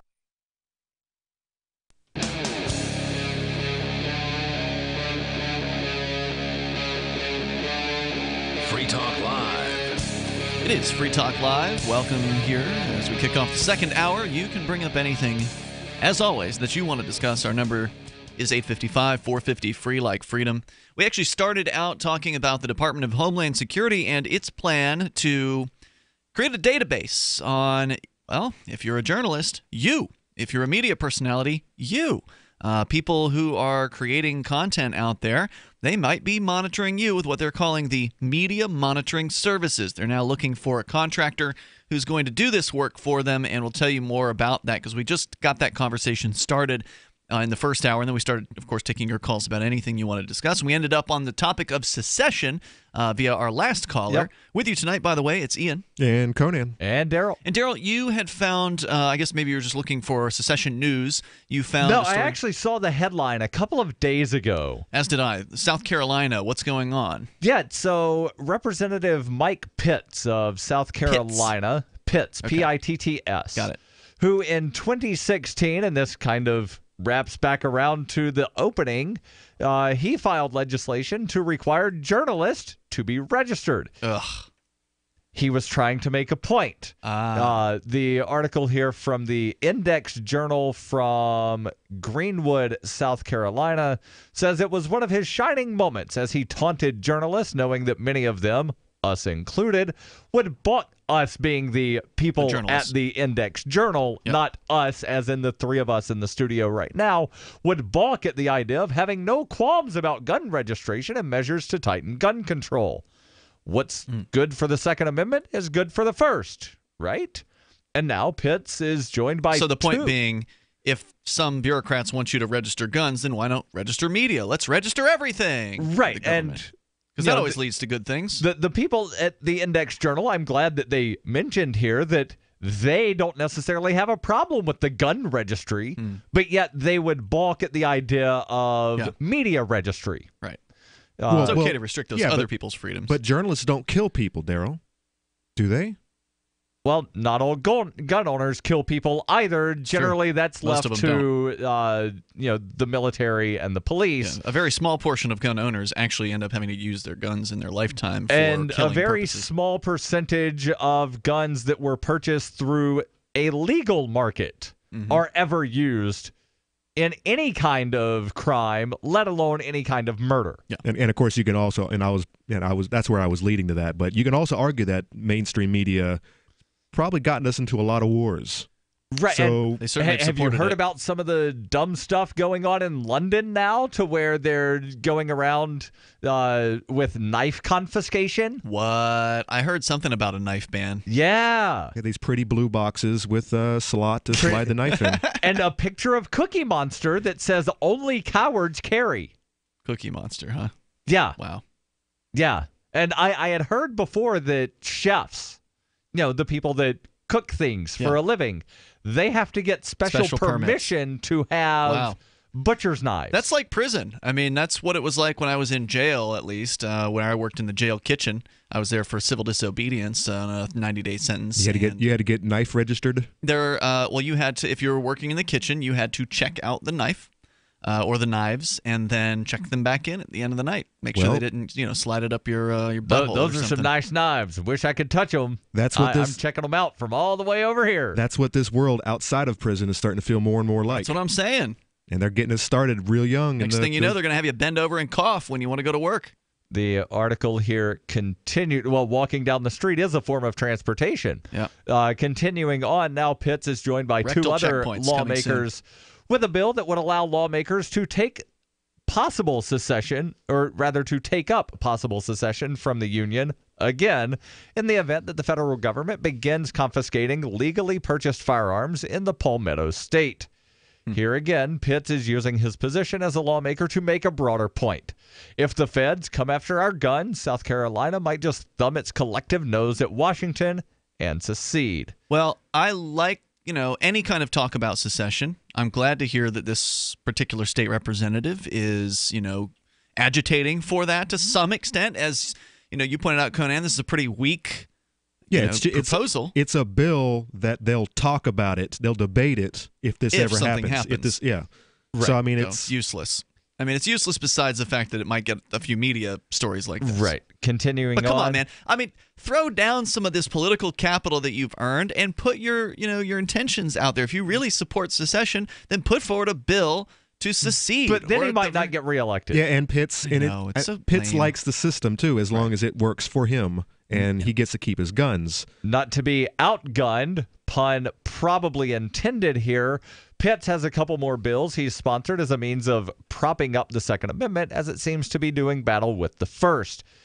H5218 and 5219, both filed on Friday, are aimed at criminalizing the sale of video games depicting gun violence and barring movie theaters from screening films with similar content. Is this also South Carolina?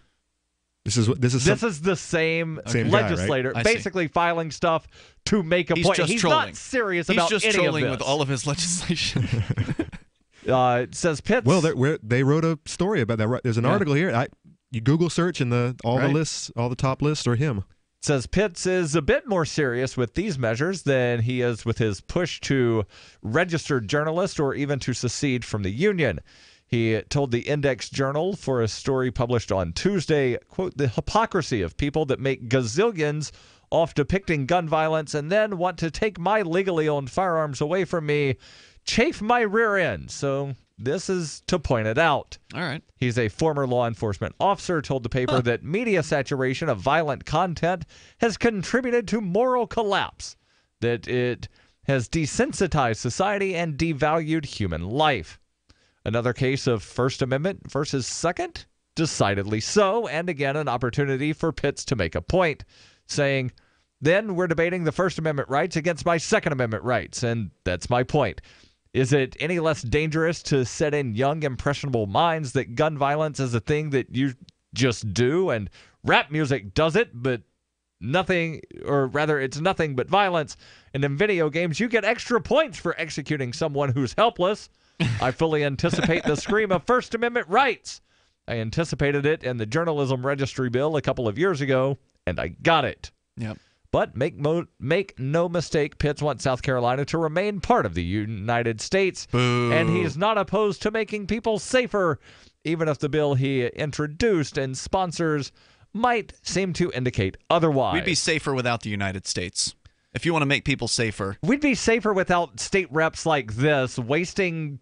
I'm going to say wasting time filing, these trolley bills. Because what if it passes? Like, what if one of these things actually passes? Right. he's not serious about these things, but other people are, wow, dude, great idea. This is a good idea. We're going to pass it anyway.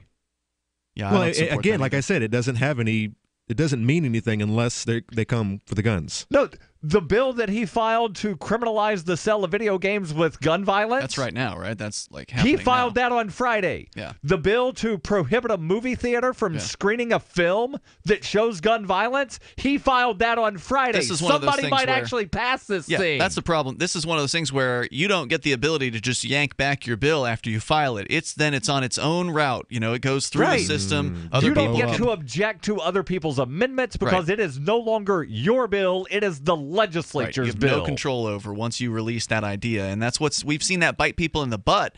There was one state rep that tried to do that with like cryptocurrency, where she put some sort of crypto bill together, and they completely gutted the intentions of that. That had to be undone a couple years later, and ended up working out. Thank goodness, the state of New Hampshire undid that legislation and put in. Mostly, they still didn't remove the wording that was originally added. Right, but they put in an exemption for cryptocurrency for money transmitter statutes. So that ended up being a good thing, but that's because we found out about it after the fact. Right. And then the crypto activists here got active, and there's a few state reps who are cryptocurrency fans, and they managed to kind of hold the hand of this thing through. Right. And luckily, the bill that was introduced at the same time a couple of years ago to explicitly exempt cryptocurrency was turned into a study committee, or rather a study commission, and then the commission was able to look and see, oh, wait a second, we shouldn't have passed this other thing.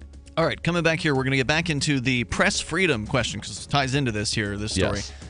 Press freedoms at the national level, with the federal government going to create a media monitoring service to just gobble up all kinds of data on journalists and media personalities and influencers in the United States. 855-450-FREE if you want to join us. This is Darryl W. Perry, host of Free Talk Live. This November, I'll be running in the world's biggest and most popular marathon, the New York City Marathon, and I've accepted a spot on Team Innocence Project because I'm a passionate supporter of their work. Since 1989, 353 people in the United States have been exonerated by DNA testing, including 38 who pled guilty to crimes they did not commit, and 20 of whom served time on death row. The Innocence Project provided direct representation or critical assistance in 180 of these cases. With your help, the Innocence Project can help even more people who have been wrongly convicted. As part of Team Innocence Project, I'm raising awareness about wrongful convictions and raising funds to help free the innocent. I've already paid the race registration fees. However, to secure my spot on Team Innocence Project in the New York City Marathon, I need to raise $3,500 by November 1st. You can support the Innocence Project and help me secure my race entry by going to run.freetalklive.com. The Bitcoin.com wallet is a simple and powerful, full-featured wallet that allows you to send and receive Bitcoin Cash and Bitcoin Core with anyone, anywhere in the world. It supports both single and multi-signature wallets and is available in multiple languages. Use the Bitcoin.com wallet to buy, send, store, and receive both Bitcoin Cash and Bitcoin Core. Learn more at wallet.bitcoin.com. Zencash is an end-to-end encrypted system with zero-knowledge technology over which communications, data, or value can be securely transmitted and stored. With over 7,500 secure nodes, Zencash has one of the most distributed node systems of any cryptocurrency. Zencash is a platform for cryptocurrency and communications built by voluntarists for voluntarists, with the ideas of voluntary interaction being written into the white paper no less than half a dozen times. Learn more at zencash.com. That's zencash.com. Since time began, tyrants have taken aim at personal liberties. Now there's a movie that aims back. The government has no more right to tell us what to put in our bodies than they have to take our guns or tell us what books we can read. 6 drug police were eaten by bears while raiding a marijuana farm. On your knees, you dirty hippies! Jesus. On your knees! What's the problem, officer? Today, many cops who enforce pot laws do so only because it provides them with cushy jobs, good benefits, and a chance to push people around. I was an undercover narcotics officer. The drug war is nothing but a farce. The Second Amendment says you gotta keep you and your get intact. Guns and Weed, The Road to Freedom. A film by Michael W. Dean and Nima Vadati. DVD available now at gunsandweed.com or on Amazon. That's gunsandweed.com. Makes the perfect gift. Remember, that's gunsandweed.com. Here's a chance to do a little activism while you're cruising Facebook, Twitter, or Google+. Between the LOL cats, the recipes, the hot girls, and the inspirational sunrise memes, Free Talk Live's posts pass by your newsfeed. Like them, comment. It gives us more exposure. If you don't see our posts, click like at facebook.freetalklive.com and then hover over it to click Get Notifications. It's an easy way to spread the ideas of liberty a bit further. I know you're busy, but you can spare that 1/10 of a calorie it takes to click on something. Facebook.freetalklive.com. Radio is the most personal of mediums. I exist right now in your head. If you listen to Free Talk Live regularly, you know me. Free Talk Live is on more than 160 radio stations around the U.S. and has been downloaded on every continent around the world. Hundreds of thousands of listeners with ad packages from $600 a month to $6,000 a month. Imagine what we can do for your business, project, website, or idea. Email me, mark@freetalklive.com. Help get LRN.FM into more ears. Visit promote.lrn.fm for a free bumper sticker, flyers, banners, graphics, and more. Promote.lrn.fm.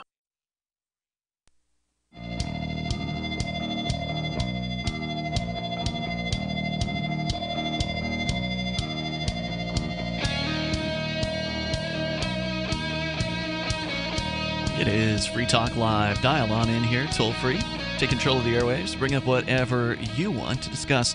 If you want, with you tonight, it's Ian. And Conan. And Darryl. Our number is 855-450-FREE, like freedom. That's 855-450-3733. Or Skype in. Skype username LRN.FM. Also, you can join us on the Discord on-air call-in line room over at discord.lrn.fm. We got some really cool shirts that you can pick up for $6. $6shirts.com. That's the number 6, $6shirts.com. They've got a huge selection, and that is not an exaggeration. There are a lot of options there in different categories, everything from pop culture like movies and video games to politics and sports. Head on over there to $6shirts.com. Take a look through the selection and get yours. And then at checkout, use code FTL to save 10% off the already very affordable prices at $6 shirts. And by the way, these are people who like freedom. The $6 Shirts founder is a Free Talk Live listener and a supporter of the show, so go to the number 6, $6shirts.com, and go find some for yourself. Use code FTL for the 10% off, and if you want to pay with Bitcoin, you can do that too at $6shirts.com. As we continue here to the story that we started the show with here tonight about the Department of Homeland Security creating a media monitoring service in partnership with some kind of private company that has yet to be announced. At this point, they appear to have created what they call a statement of work. And this statement of work is basically a 6-page document that I was looking at here that sort of outlines what they're looking for. And they want some private company to do this, as Forbes magazine is pointing out, their contributor Michelle Fabio, and she actually gets into a little bit about what this 6-page document would like. But basically to collect information, collect data on journalists, on media personalities, on people who are influencers in the United States, all in a big old database, and then just do nothing with it, right? Like the government, they're not going to do anything with this data. They wouldn't round up politically dissident. Oh, wait, no, that President Lincoln did that. Yeah, he wound up arresting enough legislators from the Maryland legislature to where they could not vote on secession. Well, he also, I'm talking about journalism, he rounded up journalists, too. He arrested newspapermen and that sort of thing, if I'm not mistaken. But in this day and age, you don't have to round them up. You just shut them down. Just remove their access to their delivery and silence them. Sure, they could... they can't take down the KU band satellite very easily.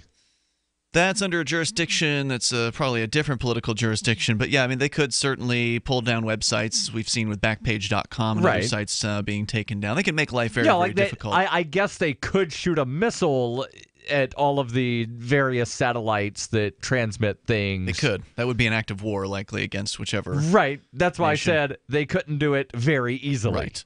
So as it point out here, or as Forbes points out here, meanwhile, the United States government, traditionally one of the bastions of freedom, is about to compile a list of professional journalists and top media influencers, which would seem to include bloggers and podcasters, and monitor what they're putting out to the public.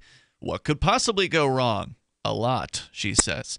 As part of its media monitoring, the Department of Homeland Security seeks to track more than 290,000 global news sources. So not just U.S., but news sources from around the planet in over 100 languages, including Arabic, Chinese, and Russian, for instant translation into English. Well, Ian, there was the thing that wound up getting passed. I forget which agency it was, but they wanted all kinds of foreign media to wind up registering as foreign agents because they reported on American politics. The U.S. government went after RT for that recently. Right. No, I forget which agency of the U.S. government. It wasn't, Congress that passed the bill. It was some bureaucracy that said, you have to do this. It was RT, Al Jazeera. There were a number that were specifically mentioned. I didn't know it was beyond just RT. But it was written in such a way as to where it could wind up including anything that reports on American politics. That's foreign-based. Right. Yeah. The successful contracting company will also have to give the government 24/7 access to password-protected media influencer database, including journalists, editors, correspondents, social media influencers, bloggers, etc.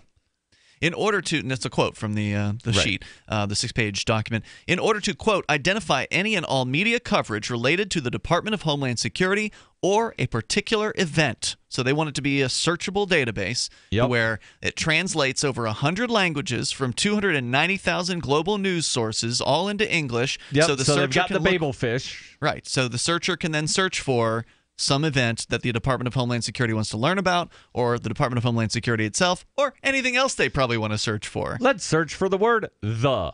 Any and all media coverage, as you might imagine, I don't think they're going to do that, Darryl, but is quite broad and includes, quote, online, print, broadcast, cable, radio, trade and industry publications, local sources, national and international outlets, traditional news sources, and social media. So, yeah, that pretty much covers everything. Yeah. I don't think they left anything out there, and they can always change their terms later, because as you pointed out, this isn't a I don't know if it was off the air, but somebody pointed out, this isn't a piece of legislation. This is just the Department of Homeland Security saying, doing what they do. We want to hire somebody to do this. All right, corporations, who can provide this for us? Right, and I've got a different article on this, and there's a quote from a CNN military and diplomatic analyst, John Kirby, who says, given this administration's denigration of most media outlets, I understand why the timing of this bid might look suspicious, but from what I can tell, this is nothing more than an attempt at media analysis. Mm-hmm. It's not at all different from what I've seen other agencies undertake to better understand the communication landscape. In fact, it would be PR malpractice not to put something like this together. So there's this guy that's a military and diplomatic analyst working for CNN that's basically saying, does he work for CNN? They've probably been doing this. He's a talking head. He works for someone. He doesn't work for He's a military and diplomatic analyst for CNN, which leads me to believe he gets a paycheck from CNN. He's certainly worked for the military in the past. Yeah, my point is he's working for someone else. Yeah. I didn't say he was working exclusively for CNN. I said he gets a paycheck. For Homeland Security. We heard what you said. So going on here, the database will be, one aspect of the media coverage to be gathered is its sentiment. The article's author asks, anyone just pull up their blanket over them a little more tightly? Just me? Going on, DHS says the NPPD-OUS, that's the National Protection and Programs Directorate Office of the Undersecretary, has a critical need, they say, to incorporate these functions into their programs in order to better reach federal, state, local, tribal, and private partners. Who knows what that means? But the document also states that the NPPD's mission is to, quote, protect and enhance the resilience of the nation's physical and cyber infrastructure. So I'm not sure what exactly it is that monitoring 290,000 media sources globally does to protect and enhance the nation's physical and cyber infrastructure, but regardless. The meme today is the foreign intervention in our elections. So that's one that it can monitor and prevent the Russian trolls from, tampering with our democracy. There you go. I don't know why they're not touting that. We got more coming up here. You can share your thoughts. Our toll-free number is 855-450-FREE like freedom. Is anybody else spooked by this? Should we be concerned, or is this something that's been going on forever? No big deal, just some data collection. Hey, it's the government. You can trust them. It's Free Talk Live. You can join us here. It's a no-brainer. A Big Berkey water filter is the one you need, period. You need a water filter that removes chlorine, fluoride, pharmaceuticals, BPA, and other endocrine disruptors, pesticides, bacteria, viruses, and much more, right? And does it all at only 2 cents per gallon. Get the original and most trusted name in gravity water filtration, Big Berkey. And now GCN listeners receive 5% off ceramic filter systems using code GCN. Call or click 1-877-99-BERKEY or BigBerkeyWaterFilters.com. That's 1-877-99-BERKEY. You have been lied to. Generation after generation, time after time after time. If you follow the money, then you understand why America's in the condition it's in. You created the Federal Reserve in 1913 through lies. You create 9/11. Through 9/11, you're fighting a war on terror, and now all of a sudden you go into Iraq, which was another lie. This book will open people's eyes. Pre-order now at KillingUncleSamBook.com. KillingUncleSamBook.com.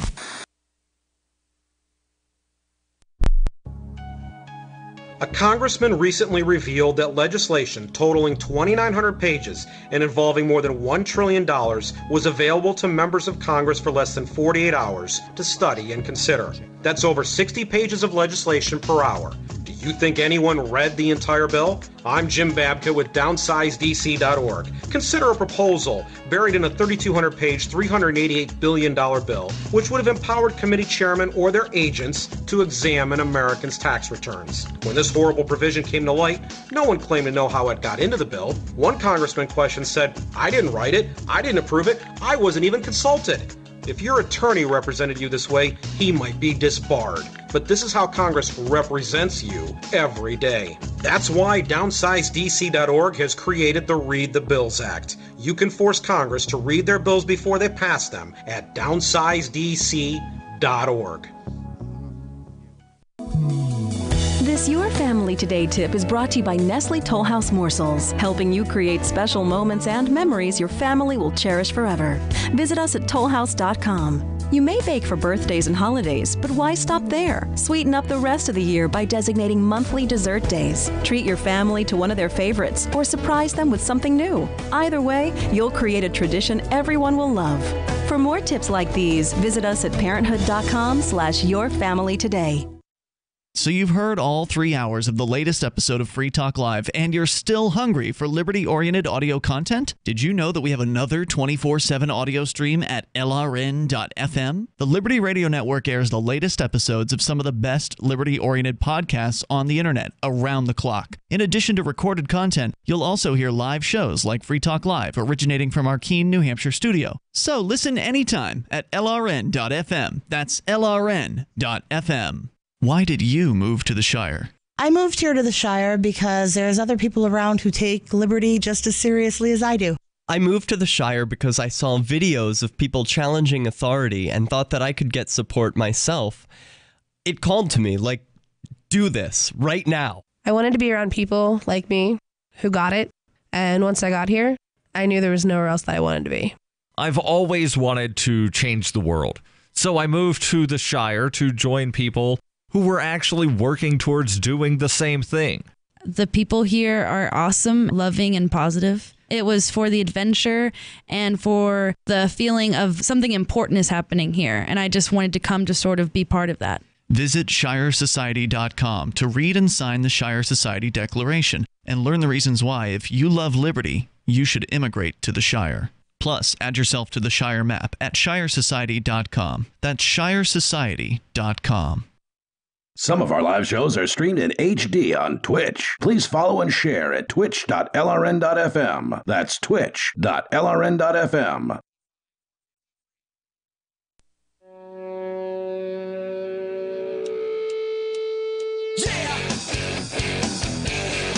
Free Talk Live. We invite you to join us here. The toll-free number, if you want, is 855-450-FREE, like freedom. That's 855-450-3733. Darryl, you are going to be gearing up here this year for the New York City Marathon. That's the biggie. Yeah, running that in November, and I have accepted a spot on Team Innocence Project, meaning that I wasn't able to get one of the lottery spots. I am not an elite athlete, so I was not able to qualify on time. But if you raise a bunch of money for a charity, you can get in. I applied for a charity spot specifically with the Innocence Project because they're one of... I think there was one other charity that I even considered applying for. Applied for the Innocence Project, got a spot on their charity team, and now I need to secure that spot by raising $3,500 by November. That's doable. You're already half the way there, right? I'm basically halfway. I'm actually a little over halfway there once I count in the matching funds that have thus far been claimed. I've still got about $1,000 of matching funds waiting to be claimed. All right, so you got to raise $1,000 basically. Right, I need to raise another $1,000 to secure my spot, and if by some chance that money doesn't come from other people, I will have to cover that difference. All right. So they're getting their $3,500, and I would rather it not come out of my pocket. Well, and if you support the Innocence Project, which is a group that helps appeal for people who are in prison that were wrongfully convicted, and have, as a result, had people released from prison who were wrongfully convicted. 200 people have been released because of the work of the Innocence Project. So they're definitely doing some good work. If you throw $10, $20 behind that, somebody else is going to match it. I believe the Shire Free Church is matching on that. And that's, there you go. You can go to run.freetalklive.com to contribute to Darryl's efforts there. That's run.freetalklive.com. As we continue here, the National Protection and Programs Directorate and Office of the Undersecretary has put forth a proposal for a massive media monitoring program that will be giving the government 24/7 access to 290,000 global news sources, a searchable database of basically everything that those sources say and do. It's just a crazy, encompassing, a huge swath of coverage that they want. They want to take all the languages, 100 languages in all those news sources, converting them instantly, they say, to English. I don't know how good of a conversion that's going to be, but, it could be technically possible, I think, at this point in day and age. Yeah, and Google Translate works pretty good to get the gist of what it's saying. It might not necessarily catch all of the nuance of various things. It'll probably mistranslate a few things here and there, but yeah, you'll get the gist of it for sure. And according to Forbes, who's reporting on this, Darryl, you say that Huffington Post had some expert claiming that this is not new. There's other agencies who've been collecting media data before. Right. This may be one of the largest collections. It certainly seems very all-encompassing. Right, and this individual, military and diplomatic analyst for CNN, John Kirby, who's a former Rear Admiral for the U.S. Navy, retired in 2017. He says, quote, "It would be PR malpractice not to put something like this together." Yeah, that's horrible. But you know what? I think this, because these departments don't talk. With each other, each other. So, he's probably right. The CIA probably has their list already. Right. Like I was saying earlier in the show, FBI's probably got their list. TSA's got their list. And the Homeland Security wants theirs now. Because, they don't talk. They don't share their information. So they need to gain access to this stuff. In this day and age, it's becoming easier and easier to catalog all these things. You don't need 100,000 people to do this. You just need a program that ingest data. Correct, and then translates and puts it into a list. And so if something happens, you can just type it up and say, all right, keyword terrorist or America.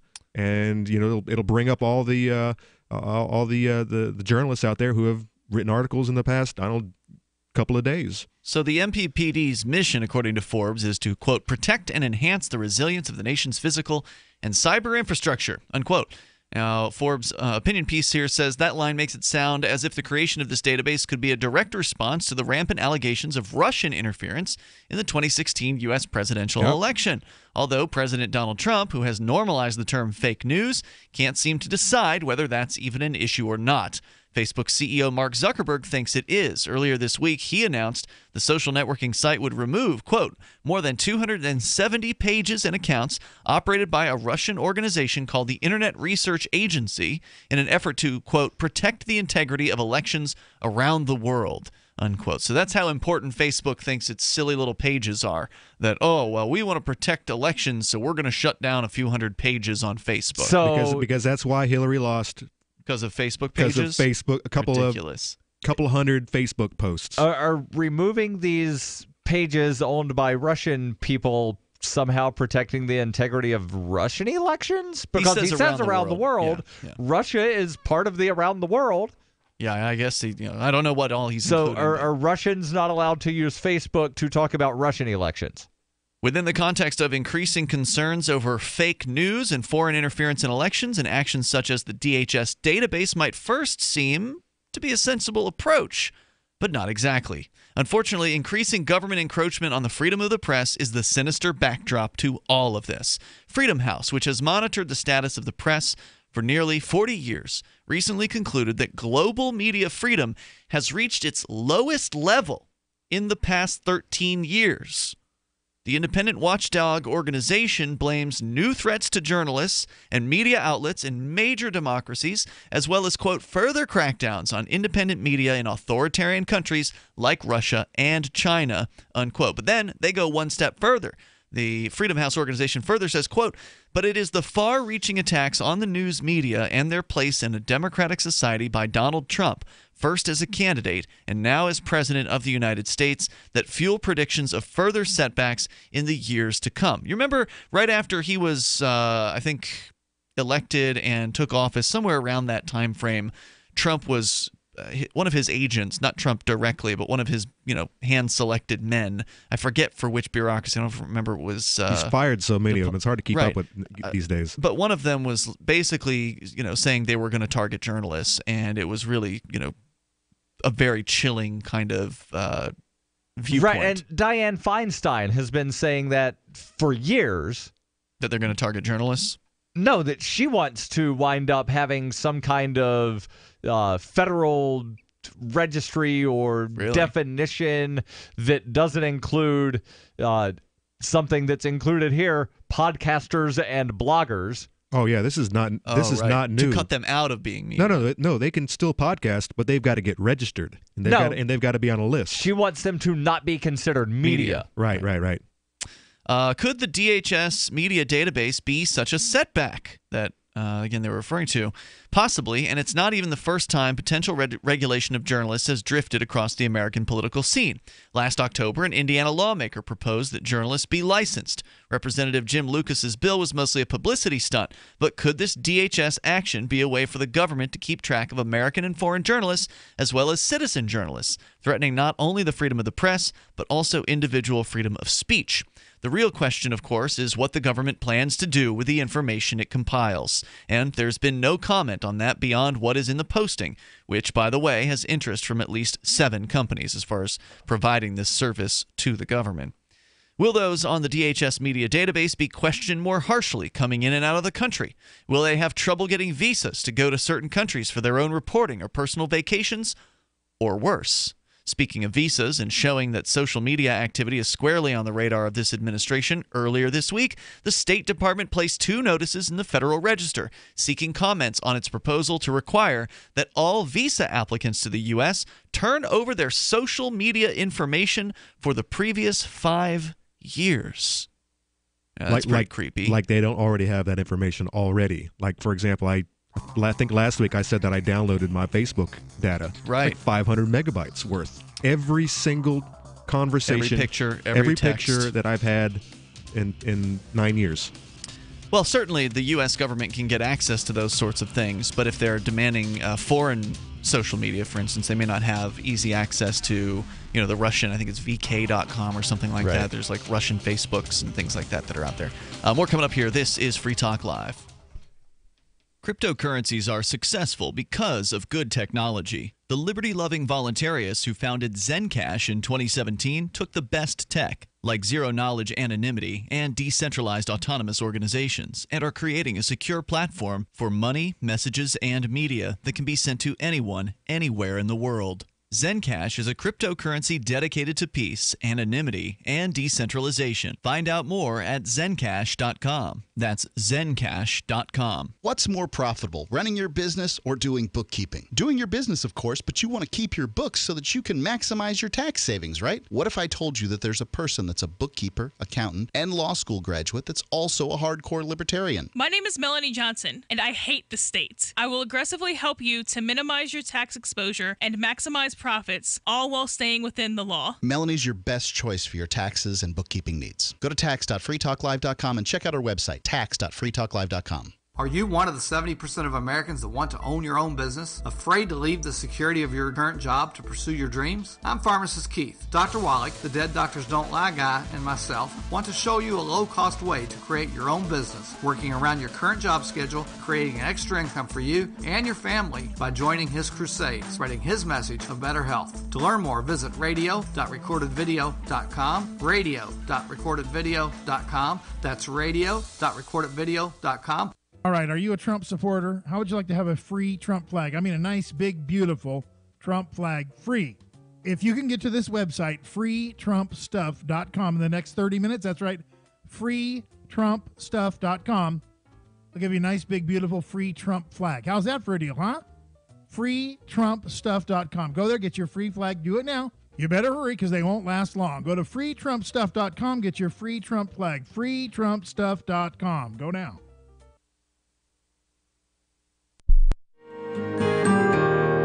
So the protection of life, liberty, and property is what the Free State Project is all about. But it's an effort to move 20,000 people who understand. It's about demonstrating to the entire country that, yeah, we can have a free market, a truly free market. Making it just a freer, great place to live.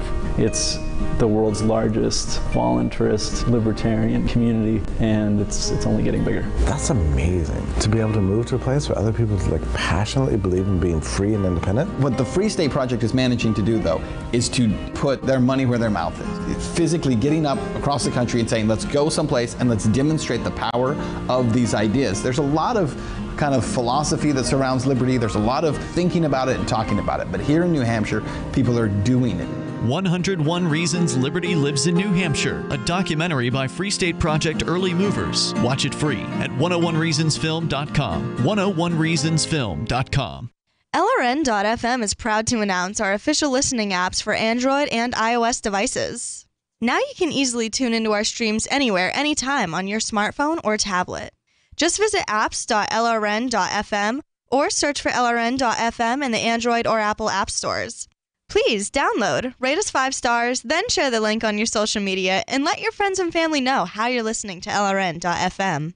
Download it now, free at apps.lrn.fm. What do you shop for that you could otherwise buy at Amazon? Pretty much everything, right? Amazon has competitive pricing and they deliver, and that's a big plus. If you could plan ahead in your shopping, would you be interested in saving up to 33%?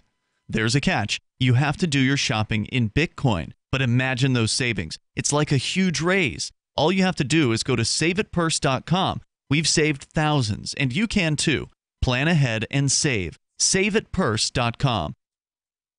Love what we do? Please help support our international satellite channels at patreon.lrn.fm. That's patreon.lrn.fm.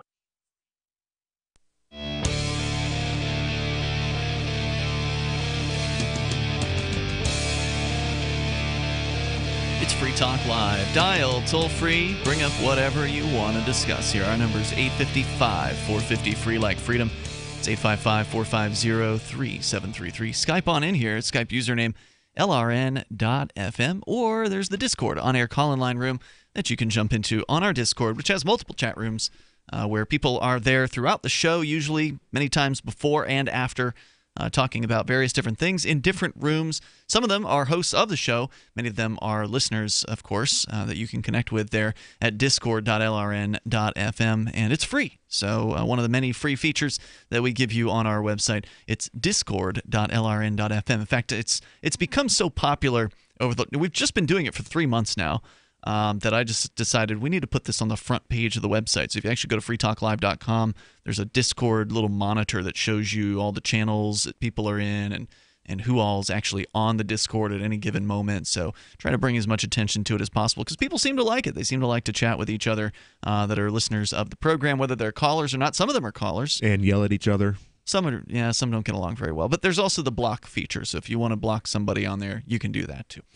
So you decide over at discord.lrn.fm. We're talking about the Department of Homeland Security now looking to curate its own media database. Well, they actually want to hire a private company to do it, and they apparently have at least 7 applicants to provide them with searchable, password-protected database access. Now, of course, surely hackers will be able to get into it.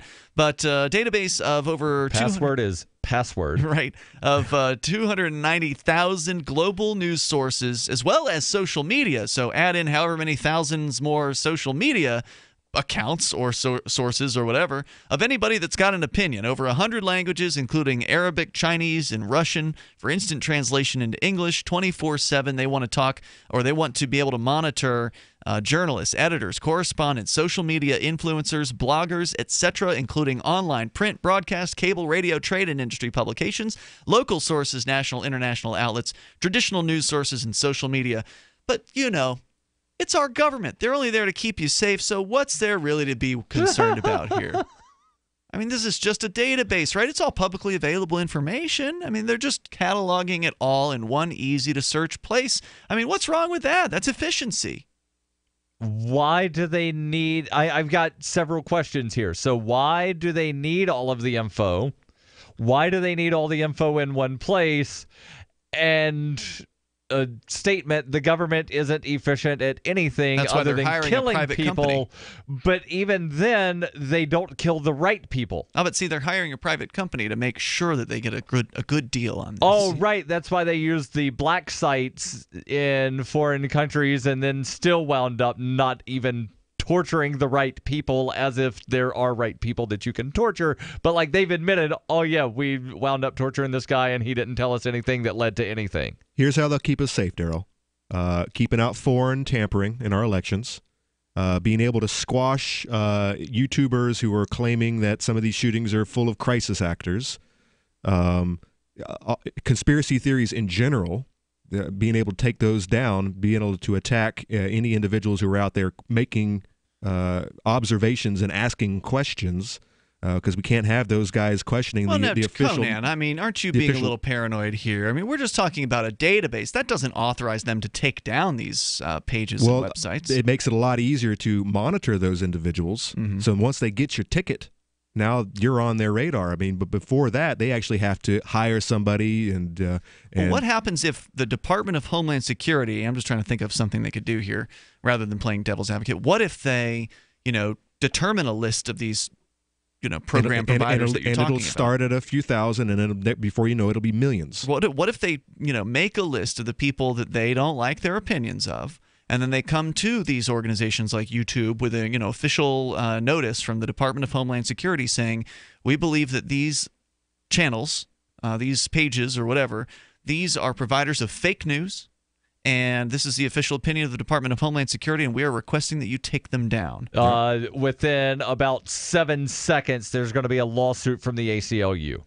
Well, not if they voluntarily take them down. That was just a request, Darryl, on official department letterhead. If the DHS makes such a request, I guarantee you they will be sued by the ACLU. Yeah, on what grounds? But YouTube is a free enterprise. They can take down whatever they want. Whoever they want. On what grounds? Zuckerberg can remove whoever he wants. You can't sue him for that, right? But if Zuckerberg is only doing it because the federal government tells him to, it's a request. It's a request on official government letterhead. I still guarantee you the ACLU will wind up filing a suit. It'll be up for a judge to wind up taking your opinion and say they can do whatever the blue hell they want. Don't get me wrong. I like the ACLU. It's just they have to have standing. And if the government requests something, then it's just a request. Depending on how the request is worded. We're going to have to ask you to take down these websites. Well, I mean, if it's someone like Zuckerberg, look at how much hell they're giving him right now. If he doesn't comply with them, with their requests, they're going to go even harder on right, him. and it's just going to be a coincidence if the YouTube people decide they're not going to honor the request of the government. Then some of them will start getting pulled over and having drugs planted on them. But that has nothing to do with whatsoever with the federal government. It would just be a total coincidence that those things would happen to the staff of YouTube. Right. Just a request, Darryl. And here's a little bit more from I don't buy it. Forbes.com. Regarding the DHS media database, we are entering potentially dangerous territory with the government keeping track of the so-called sentiment of citizens. That's a quote from the paperwork, and foreign nationals. If not legal challenges from organizations that defend press freedom and freedom of speech interests, the government should expect at the very least backlash from the public, and that means you. If you think the idea of the U.S. government's compiling and monitoring a list of media professionals and, quote, top media influencers, unquote, is a potential threat to democracy, now would be the perfect time to call your local and congressional representatives and let them know how much you value a free press and the freedom of speech, just in case they've forgotten. All right, so, Darryl, this is the question I asked during the break. All right, so this is Homeland Security making this list. They're just going to do it.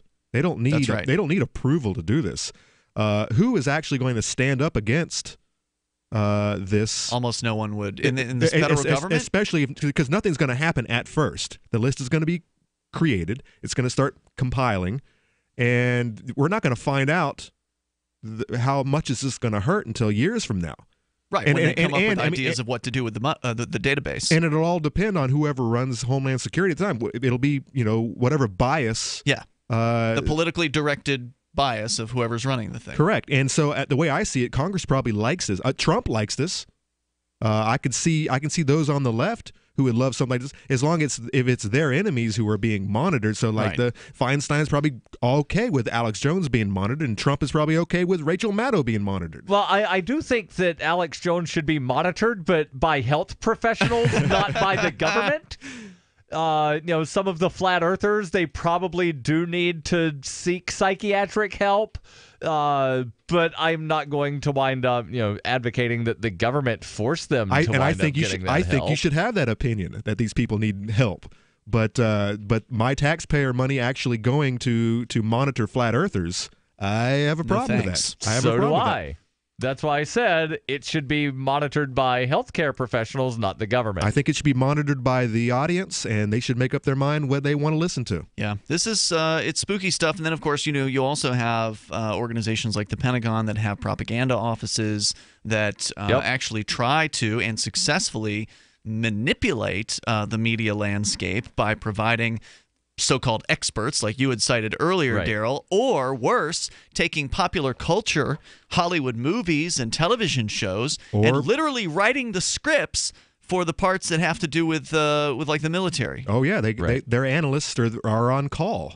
And others like forking out $100,000 to the NFL to have military parades or during their sporting events. Oh yeah, the flyovers, and you're going to have the local National Guard guys come out and hold a flag. Yep. And of course, the media for the most part is pretty compliant. They love it when the flag gets trotted out. They love it when the flyover happens. They love it when the military is present, because they don't have to question anything that those organizations are doing. It's just accepted that the military is a good organization and they have the best interests of Americans in mind, even though all of the evidence is to the contrary of that the military is just another bureaucracy, the most violent, arguably, of the bureaucracies out there that kills innocent people all around the globe. But nobody, of course, talks about that whenever the military members, trot themselves out at some sporting event. It's just all like, and there are the military members. Boy, those are our boys and girls, and we sure do appreciate them. Who fought for our freedom. Yeah, the same old statements just get trotted out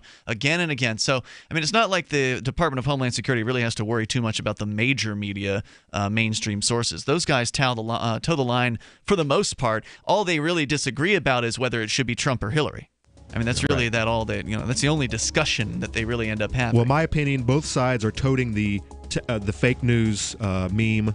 I think that it's dangerous. I think the Congress is not going to have any problem with this. I think they're going to eat it up. Absolutely. The only people that would oppose this are very, very few in Congress. There's more coming up here.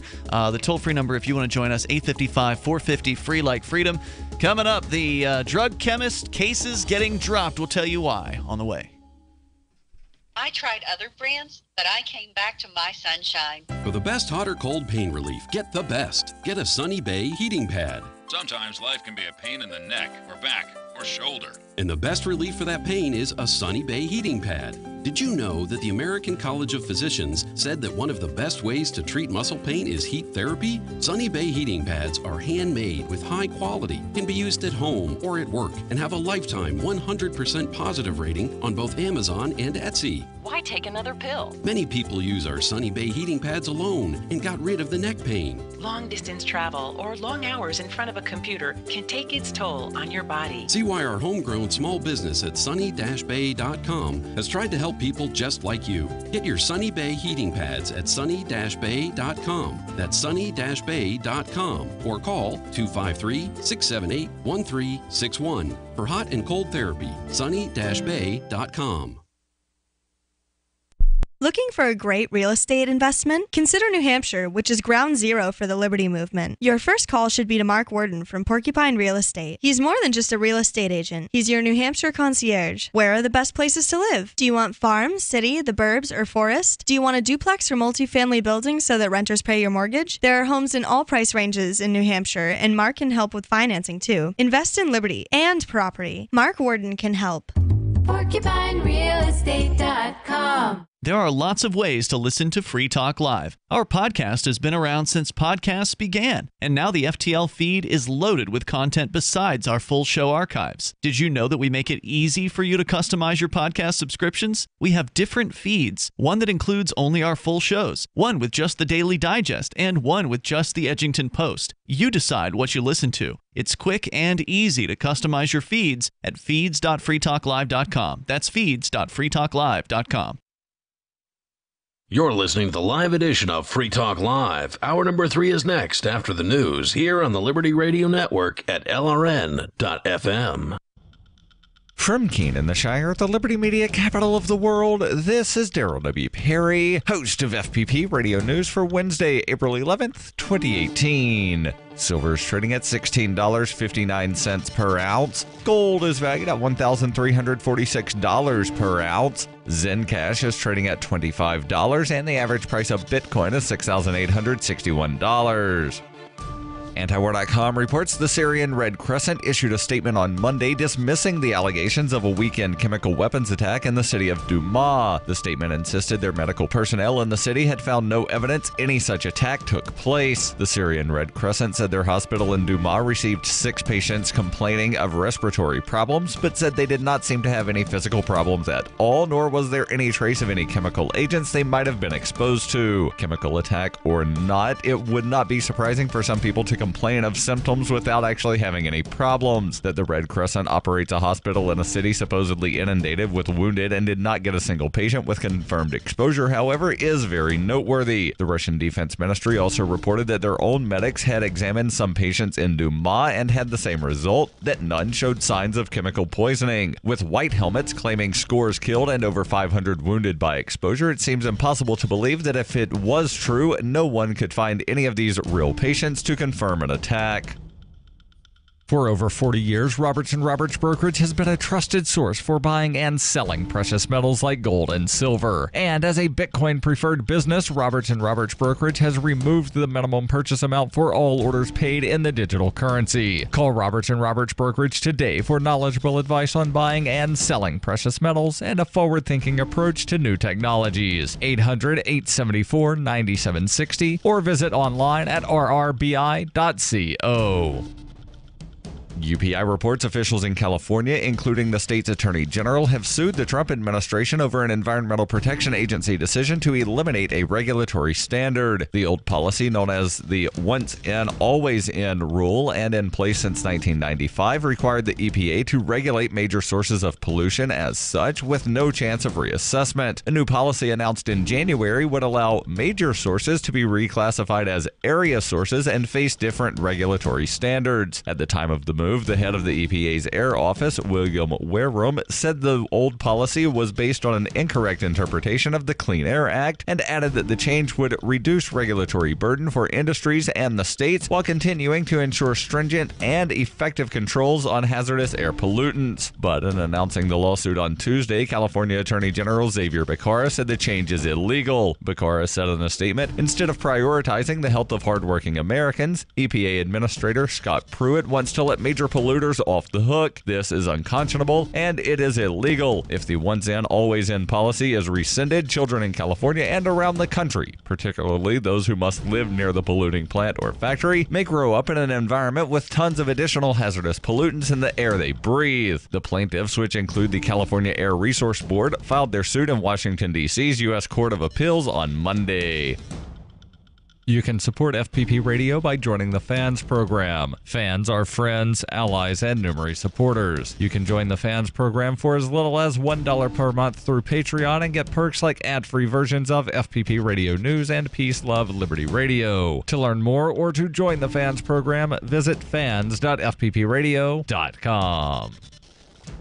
Reuters reports Oklahoma teachers carried their walkout over school funding and higher pay into a ninth day on Tuesday as the Republican governor signed school revenue bills that fell short of their demands. The strike has closed public schools serving about 500,000 of the state's 700,000 students. Schools in the state's largest cities, Oklahoma City and Tulsa, were shut on Tuesday and plan to close on Wednesday as well. A nonpartisan poll released on Friday showed 72% of voters in Oklahoma, where teachers' pay is near the bottom among U.S. states, supported the walkout. Alicia Priest, president of the Oklahoma Education Association, the state's biggest teachers union, said momentum is on our side. Oklahoma Governor Mary Fallin has already approved legislation that would raise teachers' wages an average of $6,100, while teachers who packed the Capitol on Tuesday want a $10,000 raise over 3 years. Saying that education funding was wrapped up, Fallin signed a bill aimed at expanding revenue from Native American casinos and one that would raise about $20 million from internet sales taxes. Fallin also approved a bill that repealed a hotel tax, a measure that teachers wanted vetoed.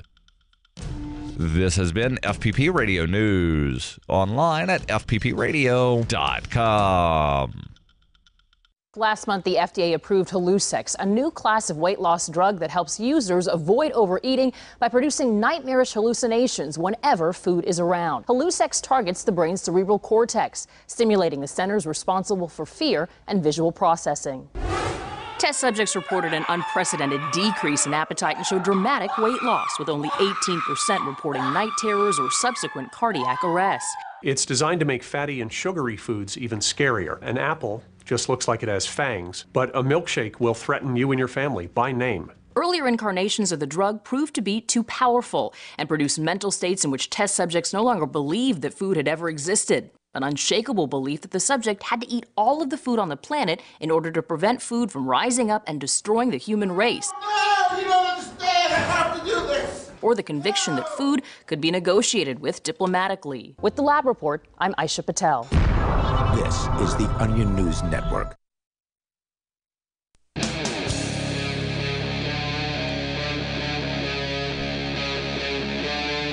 Free Talk Live. It is Free Talk Live. Dial toll free. Join us on the radio here. You can take control of the airwaves. Our number 855-450 free like freedom. That's 855-450-3733. Joining you in the studio tonight, it's Ian and Conan and Darryl. We're going to jump into a bit of a different story here tonight, Darryl. We were going to originally start the show with this, but you had some technical difficulties. It was an update on one of these drug testing people, some professional whose job it is to test samples of drugs that are delivered to them by police departments. Yes. And some of the corruption that has been uncovered in these cases, specifically in Massachusetts where these had happened. There's been a couple of them apparently recently. Right. And there was a court ruling last Thursday from the Supreme Judicial Court in Massachusetts, where that court ordered the dismissal of 7,690 drug cases. Wow. Because of their link to a former forensic chemist who, and Ian, you were correct in your speculation that this was the chemist who stole drug evidence and worked in the lab under the influence. Ah, okay, so that was what I thought it was. Yeah. Right, but further down they mention a different chemist that worked in the same lab. Okay. The Supreme Judicial... This lab sounds like a lot of fun. It sounds like the Homeland Security needs to stop their list and go investigate these rascals and see what they're up to. Getting fired and convicted of felonies, apparently. Supreme Judicial Court Justice Frank Gaziano issued an order dismissing... This woman is a hero. Thousands.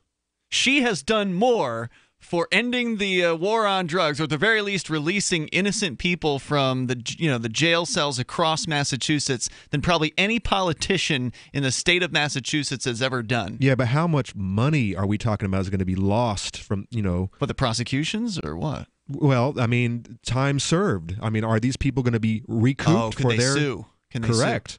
Sue? How many people again? How many thousands?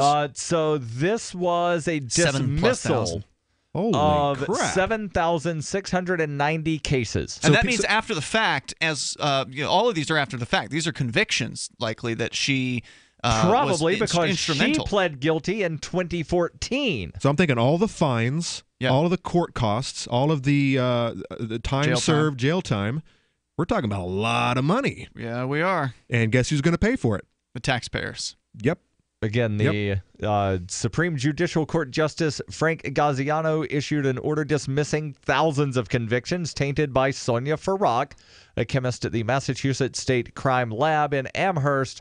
Again, she pled guilty in 2014 to having stole evidence and worked in the lab under the influence. The dismissal came after what better way to test the drugs than to actually do a human test? To make sure they're legit. Right. Well, that's heroin. Well, the other lady, the other lab assistant who we talked about many years ago, Darryl, she wasn't doing her job. Annie Dukin. She was just printing out reports, and I'll get to that. Yeah, so I'll get to that. Yeah, well, what was she doing with her drugs? She was giving it to the one who was smoking them up. Well, that's speculation. The dismissal came after various district attorneys' offices in November notified the court that an estimated 6,000 drug cases were subject to dismissal because of their connection directly to Farrak. Carol Rose, executive director of the ACLU of Massachusetts, said today's victory is justice and fairness. The dismissals came after prosecutors in April agreed to dismiss around 21,000 criminal drug cases. That's April of last year. 21,000 drug cases because of a scandal involving a different state chemist, Annie Dukin, who admitted to faking tests. Wow. So Annie Dukin wasn't doing the test. She was just printing up results and saying, oh, yeah, here's the results of this one. Guilty. Here's the results of this one. Yeah. Wow. Farrak. Wow. That's almost 30,000 cases between the two of them. Farrak, a chemist at the... Can you imagine? I'm sorry to interrupt you, but what percentage of the total cases is that? That's got to be significant, right? Like, per year, I mean, how many different drug labs do they have? How many of these, what portion of a year or 3 or however many years this covers, several years, was 30,000? Is it 20%, 50%? I don't know how you get those numbers. I would hope that it's a lot. Yeah. But it could be such a small fraction. Yeah, it could be a drop in the bucket. It doesn't mean anything. Right. I mean, the war on drugs, man. It's a big industry. Yeah. Right, but how many crime labs? First, we could probably speculate here if we knew how many crime labs there were in Massachusetts. Right, there's probably some closer to Boston. What, area of the state does the crime lab in Amherst cover? Does it cover only Western the county? Mass. Does it cover all of Western Mass? Well, we know that here in New Hampshire, they send stuff up to Concord, I think. Right, and New Hampshire's a much smaller state than Massachusetts. I know, it's just just a question about what portion that is, but that's significant either way. I mean, 30,000 people's lives were affected by these women, and now they've been set free after the fact. Well, don't worry, because Farrak pled guilty in 2014, and she served 18 months in prison. Now, wait, was Farrak the one that was getting high, or Farrak was the one getting high? Dukin was the one that was just faking tests. Yeah. So Farrak I mean, neither of these two are good people because their job, when they're doing their job, is to assist in convicting drug possession cases. So I'm not a fan of either of them, but I am grateful for the fact that they screwed this up and have helped out by proxy 30,000 and people. I agree with being much more lenient on the drug abuser as opposed to the one who was faking the fake. Well, I don't think that either of them should go to prison because they're already working government jobs, which means that when they go to prison, they just wind up, continuing to be leeches off of the taxpayers. If anything, they should be ordered by the judge to work a minimum wage job at McDonald's flipping hamburgers. Why? I would say because then they're actually doing something beneficial to society, and they're not being fed, clothed, and housed on the taxpayer's expense. And I would add, especially for the fake, that she pay back all of her victims. Great point. All the fines, and it's which of course she's not going to be able to. Which is going to take a long time to do when you're making minimum wage flipping burgers at McDonald's, per Judge Darryl. Right. Thursday's order came after the ACLU and the Public Defender's Agency for Massachusetts in September asked the Massachusetts Supreme Judicial Court to toss any case tied to Farak. Yes. The ACLU has since asked the court to dismiss not just cases linked directly to Farak, but all drug convictions arising from the Amherst lab during the time she worked there. Now, that's interesting. I imagine that and I don't know if it says this, but I imagine that their argument is just because she didn't sign the paperwork doesn't mean she didn't work on the case. Right. Like maybe she did a test, but she wasn't the one who signed off on it or something like that. I'm speculating on what their argument would be. So am I. The article here from Reuters doesn't say what the argument is, but knowing the ACLU, it's probably a pretty solid. And the courts will hear the case in May. And by the way, Dukin only got 3 to 5 years. Which is 3 to 5 years. The bad one? Is that the bad one or the good? She's the one that was just faking tests. Yeah, she'll be out in the streets soon. Wow. But again, she should have to go get a job at McDonald's working minimum wage and then, benefit society. They probably pay more than minimum wage at McDonald's. Would be my guess. Well, she should be forced to work for minimum. I don't care what McDonald's pays their employees. Yeah. Here in New Hampshire, we these most two definitely people do. should work for minimum wage at McDonald's. Well, you can't force that though. Let them get whatever job they can get. No more government though. That's not a government job. They should not be allowed to get government jobs. Oh yeah, of course. But they should be allowed to be, or they should be forced to be beneficial members of society. And these petty bureaucrats, all they know how to do is wind up being a leech. Were they bureaucrats or were they private agents working for the bureaucrats? Crime lab. Okay, state. Gotcha. Seems to me that's a government job. That's a government job, yeah. I didn't know if they were hiring a private company to do the testing. All right, so is that the story, or is there more to it? That's all from Reuters. I'm sure there's probably more from some long-winded website somewhere. Great news for the people in Massachusetts. Now, unfortunately, they're just going to continue on soldiering forward and hire new testers and then continue putting innocent, peaceful people behind bars. So it's not ending the war on drugs. But to Massachusetts' credit, it is one of the states, one of the, I believe, 8 states right now that is on its way towards legal recreational cannabis at the very least. So that's some good news. And we've certainly heard of other states on the West Coast that are talking about legalizing mushrooms for medicinal purposes. I should set up a shop on the border. We got more coming up here in moments. This is Free Talk Live. Ike was such a sweet, lovable animal, and people would want to pet him, and they'd come up and they'd get close to him, and it would be this instant, oh! My dad didn't want to touch him. It's like, ooh, get the stinky dog away from me. Even after we'd give her a bath, she would still stink. Very stinky, both bad breath and bad gas. I asked the vet, and he said some dogs are just stinky.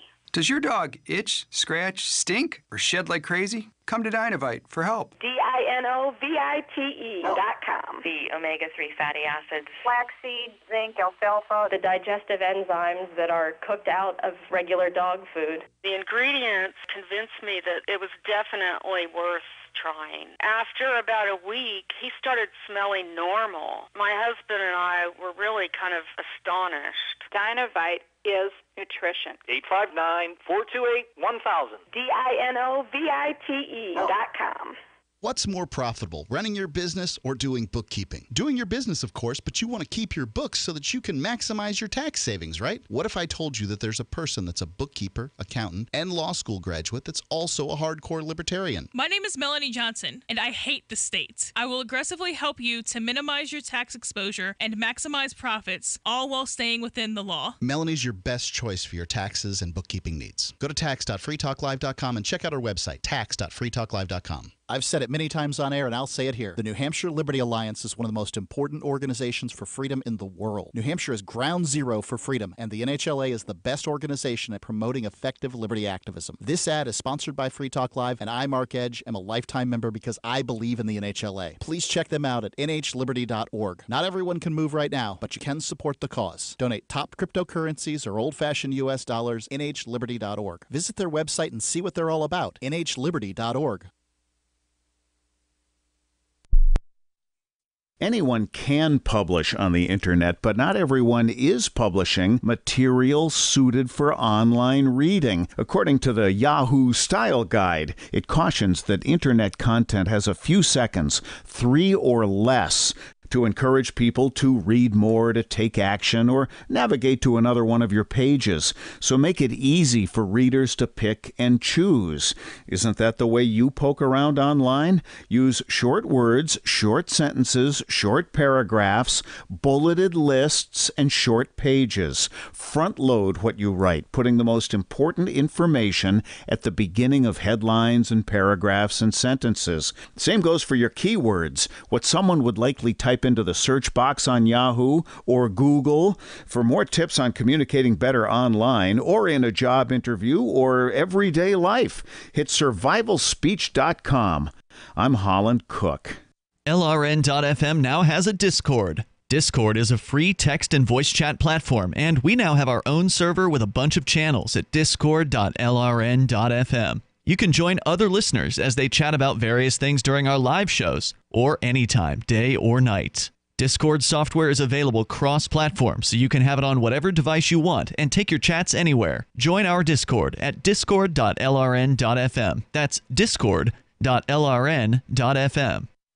Are you tired of governments murdering people around the world? Stop using their money. There is an alternative. Bitcoin is a stateless, free market, non-political currency. Bitcoin cannot be inflated or controlled by any government. By using their money, you are helping the state. Stop doing it. You have an incredible alternative available now. Learn it, use it, spread it. Get started with Bitcoin at bitcoin.com. That's bitcoin.com.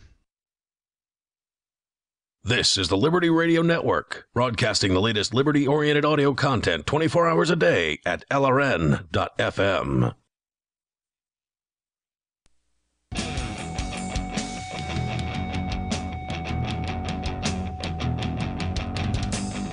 This is Free Talk Live. The toll-free number is 855-450-FREE. Like freedom, that's 855-450-3733. We've got Skype.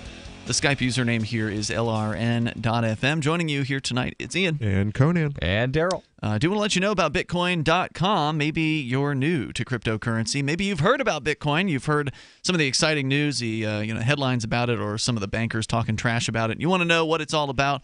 You want to get into the world of cryptocurrency. Start with Bitcoin.com. It's a great place to go and learn the basics about Bitcoin. That is the one that started it all back in 2009, created by the anonymous Satoshi Nakamoto. Nobody still knows who that is. Bitcoin.com will get you introduced to it. And then once you're a little bit more experienced, you want to get the latest news headlines, just drop on into news.bitcoin.com. In fact, I've got a piece from news.bitcoin.com here tonight, if we get the chance, about our friend Derek J. Freeman and his boyfriend Stephen, who are running the Free State Bitcoin shop out in Portsmouth. They got some coverage from news.bitcoin.com recently. So again, get on over to bitcoin.com as we go to your phone calls and thoughts. And then coming up here, Darryl, you've got another story since we're talking about crime-related news. Drug chemists being convicted in Massachusetts, having tens of thousands of cases thrown out as a result of their, questionable testimony. Yes. There's another story out of California where a court has upheld the forcible collection of DNA samples from those arrested for felonies. We'll tell you why that's a terrible idea coming up here in moments. But first, we go to Chandler. He's in Florida watching us on Twitch over at twitch.lrn.fm. Hello, Chandler. Yes, I have a question for you, Ian. Sure. You said, I think it was last night's show, you said something about don't pay federal taxes, and you, I think on previous shows you've said that you don't pay taxes or federal taxes or something. I'm just wondering how you do that.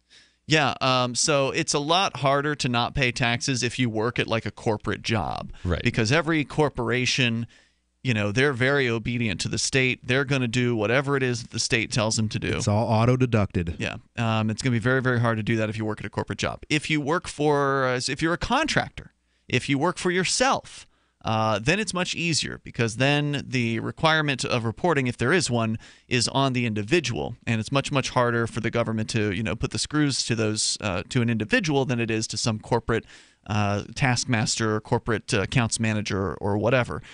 So in that case, you just don't pay. And that's just the federal level. That's federal. They've got you at the local level. Well, I don't know anything about state income taxes because I've never actually lived in a state that has a state income tax, so I can't comment on that. But certainly with property taxes, you can't get out from right. I think that's what Conan meant by local level. So property tax, fuel tax. If there's meals and rental. Right. So if there's a local sales tax. But if we're talking about, the caller was specifically talking about not paying the federal government. The federal government's the one that's going around bombing people all around the globe. Now, if you do buy gas, there's a nice chunk of that is a federal fuel tax. Your cell phone, your phone You're talking lines. Specifically about income taxes. Well, I think that's what Chandler was asking about. But yeah, obviously avoiding all federal taxes is a real challenge. But avoiding the big ones like the federal income tax, Social Security, things like that, not that challenging so long as you don't have a job like a corporate job. Does that make sense? So is the idea to just make below a certain amount, or is what's with that? Well, okay, so that's one thing that some people do. So there's certain Quakers that they still kind of believe in the government, but they don't want to support war, for instance. So they'll try to make it so they make less than whatever the minimum taxable amount is. And I think that's kind of the way I do it. I've heard that's like $12,000 or something like that. I don't know. I've heard it's up to 15 now, but I'm not a tax professional. Yeah.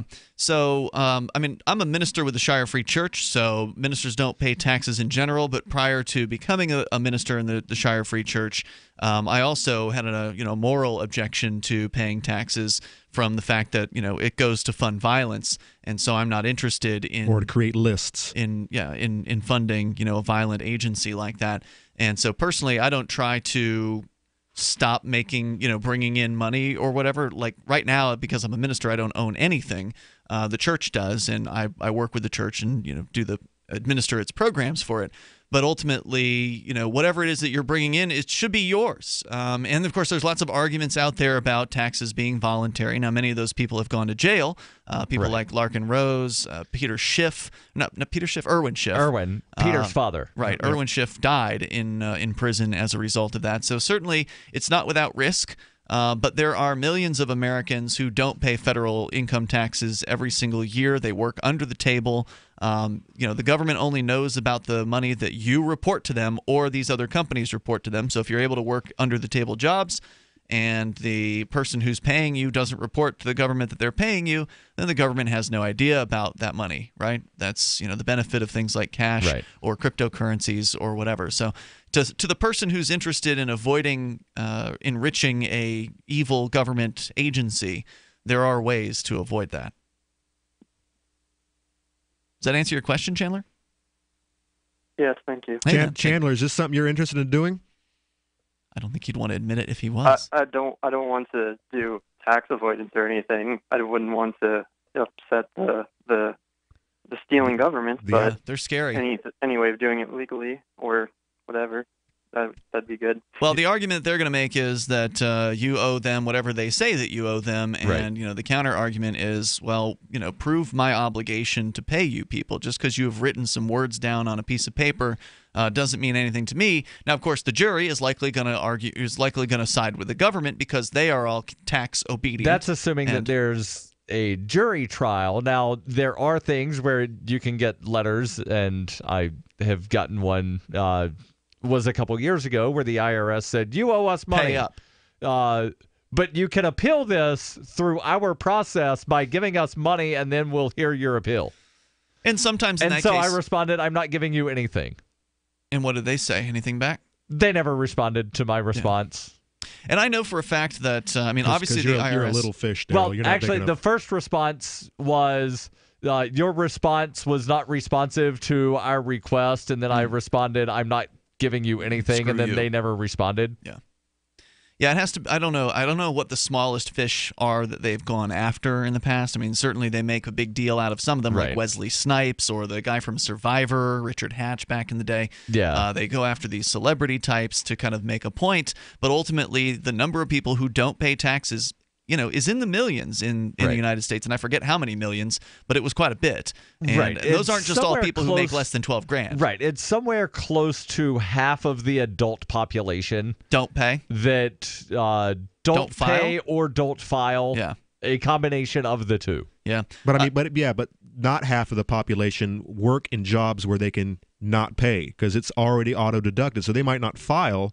But the government's getting all that money anyway. Well, yeah, if you work in a job where it's auto-deducted and you don't file, then you're paying more than probably. Right. So you're not going to get your return. Right. But there are also... I'm sorry, your overpayment. Right, but there are also a sizable amount of people that are in the workforce that their overpayment or whatnot isn't enough. Winds up to where their net federal tax was zero. Right.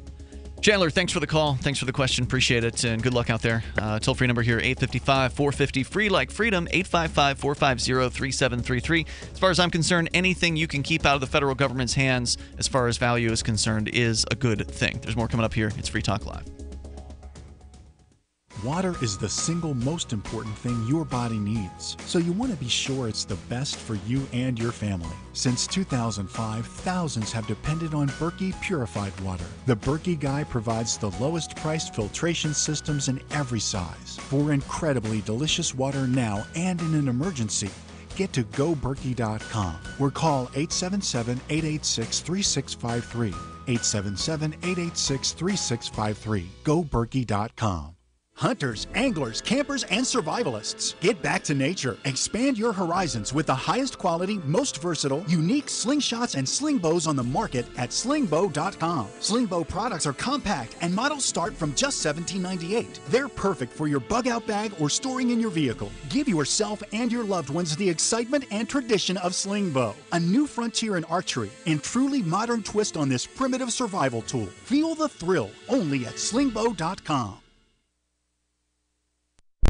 Free Talk Live. We need to legalize the animal trade. The illegal bird trade causes the death of hundreds of thousands of birds. Do you know why that hundreds of thousands of birds are dying? Why don't you tell me? The reason these birds are dying is because it's illegal. They have to pack in multiple birds into whatever it is that they're transporting them in. And one would think. When they get across the border and they open up the package, you can damn well bet some of those birds have expired. Yes. So there's a certain percentage rate that just don't make it through. And that's where this number comes from, this hundreds of thousands of birds dying every year because of the illegal bird trade. Now, if it wasn't for the people demanding them, obviously nobody would be bringing them in. So there's people in this country that are demanding birds just like people are demanding cocaine in this country. So the idea that we can stop the bird trade is just as asinine that we can stop the war on drugs. We have a war on birds in this country. They just don't talk about it.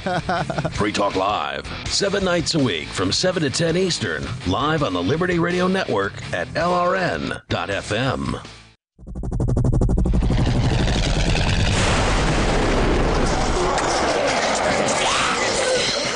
In Survivor Max 2, School Bites, Max must scavenge through a wasteland swarming with the undead. Desperate to find the medicine he needs, he discovers a community of survivors at his former school. Has he finally found the safe haven he's been looking for, or will he discover that school bites? Look for Survivor Max on Facebook, read reviews on Amazon, and read Chapter 1 at survivormax.com. The 3 most important things you can do for Free Talk Live are: 1, share 1 episode a week on Facebook or in some other social networking site. 2, buy the things you buy online through shop.freetalklive.com. 3, give $5 a month to the AMP program. It's my firm belief that Free Talk Live's AMP program is the best use of your charitable dollar among liberty-oriented organizations. Support all the organizations you love, but make sure you give $5 a month to AMP at amp.freetalklive.com. Is spreading the message of liberty, cryptocurrency, and peace around the globe worth $2 per month to you? As you may already know, in addition to our internet feed, LRN.FM broadcasts on free-to-air satellite across North and Central America, as well as Sub-Saharan Africa. And we've been available on satellite for free 24/7 since 2010. The LRN.FM free-to-air satellite signal is reaching some of the most oppressive regimes in the world, and there's no doubt our ideas are making an impact. You can learn more about the channel's impact by watching the 3-minute video at fund.lrn.fm. If you'd like to help free minds globally with our ideas of liberty, cryptocurrency, and peace, you can donate as little as $2 per month via fund.lrn.fm. You can help us continue and expand our satellite broadcast to multiple continents. Visit fund.lrn.fm today, and thank you for your help. Don't forget to share the link on social media. That's fund.lrn.fm.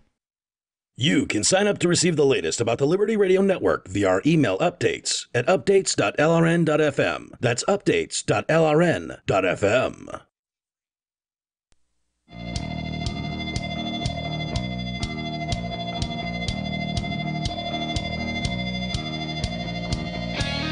Free Talk Live. You can dial toll-free. You can take control of the airwaves. Bring up anything here. The number, 855-450, free like freedom. We also have our Discord chat, which has multiple chat rooms, but the top one is the on-air call-in line room, and there's only room for one person in there, and that's you. If you want to call the show, you can get into that room, and then we'll join it because we've got admin privileges, so we can be the second person in a one-person chat room, and then that'll get you on the air. You can also call us, again, toll-free at 855-450, free if you prefer to do it the old method, 855-450-3733. Now, of course, we're big fans of cryptocurrency here on Free Talk Live. I think that's a true statement for all of the hosts. Truth. And there are a lot of choices in the cryptocurrency world. It is an overwhelming number of choices. I don't think anybody could go through all 1,500 plus cryptocurrencies in any kind of reasonable manner to really assess them all. But you might want to take a closer look at the top 100 or something like that. And one of those cryptos worth looking at is Zencash. And taking a close look because they've got some of the best technology out there, like zero-knowledge anonymity. You want privacy? Zencash has it. And then also you want control over the currency? Well, they've also got a governance structure that they're working on with decentralized autonomous organizations. You can learn more about it and what their plans are over at Zencash.com. Zencash is a pretty new currency on the scale of cryptos. It came out in 2017. Of course, cryptocurrency has been around decentralized since 2009 with Bitcoin's release. So on the scale of things, it's brand new. Which means you might want to get in here on the ground floor over at Zencash.com. They do have a white paper, and it actually talks about voluntarism, which I've never heard any other crypto explicitly endorsing. And again, I've asked on the air if there is another one. I want to know about it. I've yet to hear anybody say, oh yeah, this other one, they talk about voluntarism. I mean, certainly there could be another, but Zencash is the only one I've ever heard about. And so you've got the philosophy of liberty behind Zencash. You've got good economics. You've got great technology. And you can get involved. Go to Zencash.com to learn more about that. Once again, that's Zencash.com. So, Darryl, you've got a story out of California, one of the least free places in the United States. It is number 49 on the list of the top 50 free states. Yes. And who is 50th? New York. Oh, I would think it would be. Is D.C. considered a state in that? No, D.C. I know, but is it on that list? No, because it's not a state. Just like Puerto Rico isn't listed in Freedom in the 50 States because it's not a state. Yeah. So what's the story briefly, and then we're going to actually go to a call here. The California Supreme Court last Monday held up a controversial state law that allows law enforcement officers to take DNA from anyone arrested or charged with a felony. Yikes. In a 4-3 vote, the court ruled in favor of the law, which has allowed California law enforcement officers to create a DNA database of tens of thousands of people who were arrested but never charged or convicted. These guys love their lists. They love having these lists available to peruse at their leisure later on when they want to track someone down. So basically, anybody they want to take DNA from, they just hit them with a felony charge and or a felony arrest, and then drop the charge later and they get their DNA. You look like somebody that stole somebody's car. That's Grand Theft Auto. That's felony. You're coming down to the booking house. Yeah, take some blood. Mouth swab. Swab. You can't do it through blood draw? They can do it through blood draw. That's not what they're doing. Yeah, it's harder to do that. You can easily. That's also more invasive, right? And requires warrants.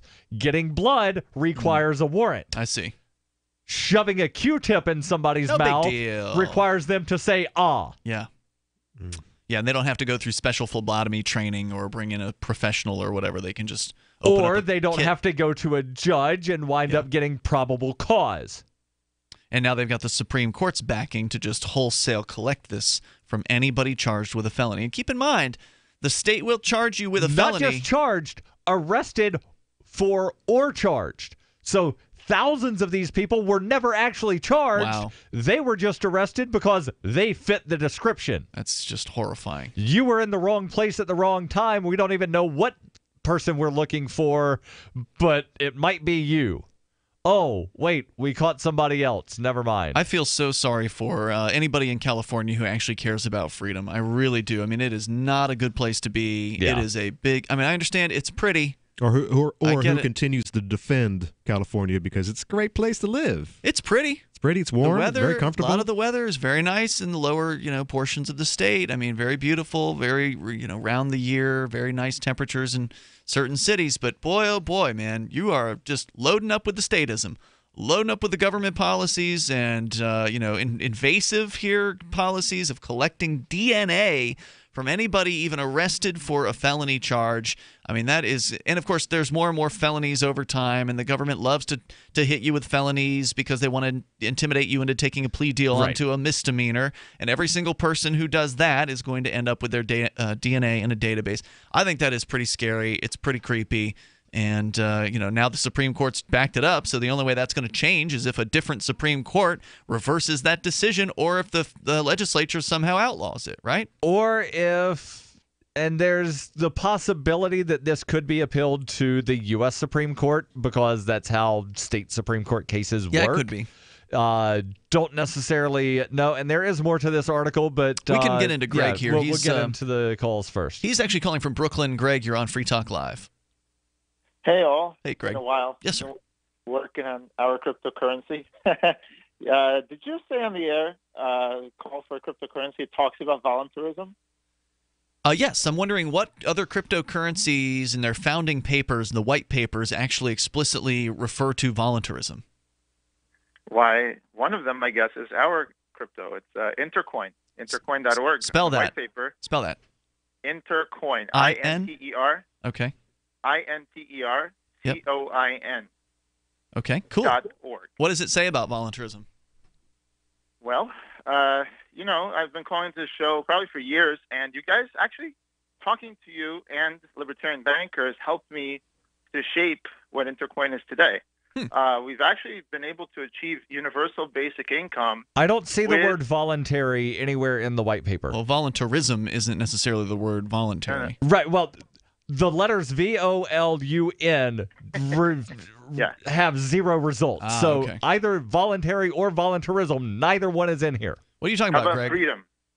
I'm saying there's a way to achieve universal basic income with total voluntarism and freedom without government coercion. Okay. And that's what we've been able to do, but thankfully with the help of sort of debating. I'm more of a left libertarian, so I like to see people have freedom, but I believe that a currency like this should satisfy right libertarians as well. Basically, the way you can do it is the same way that people accepted Visa payment, for example. Visa payment network is not fiat currency, and yet most stores accept it today in the United States. By doing that, if you know that this will be inflated gradually and money given to, let's say, homeless people or everyone equally, and you still accept it, it's completely voluntary. Yeah, that's true. So is it a staked currency, as they talk about it, where people, for listeners unfamiliar with cryptocurrency, there's different ways that the currency kind of comes into existence. With Bitcoin, it's what they call proof of work, where it's computers that are cranking away at doing specific tasks, cryptographic problems, and solving them, and all that. And that there's a lot of work being done, a lot of electricity being run, and that's kind of what powers the proof of work. And then there's proof of stake, where people get paid based on just having some of the currency. And I'm oversimplifying that, but is that what this Intercoin is going to be? Neither one. Really? We are very much not fans of proof of work. They're having an ICO in August. Okay. Go ahead with your answer, though, Greg. You're not fans of proof of work or stake? Not fans of proof of work or stake.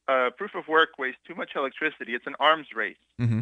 And in the beginning, it sounds pretty cool, but then, as more computers join the network, what happens is basically that everyone, look at how much Bitcoin uses. I think more than most countries in the world at this point. All right, I want you to hang on if you can. I want you to tell me a little bit more about this. Why is it not proof of stake? How does this work?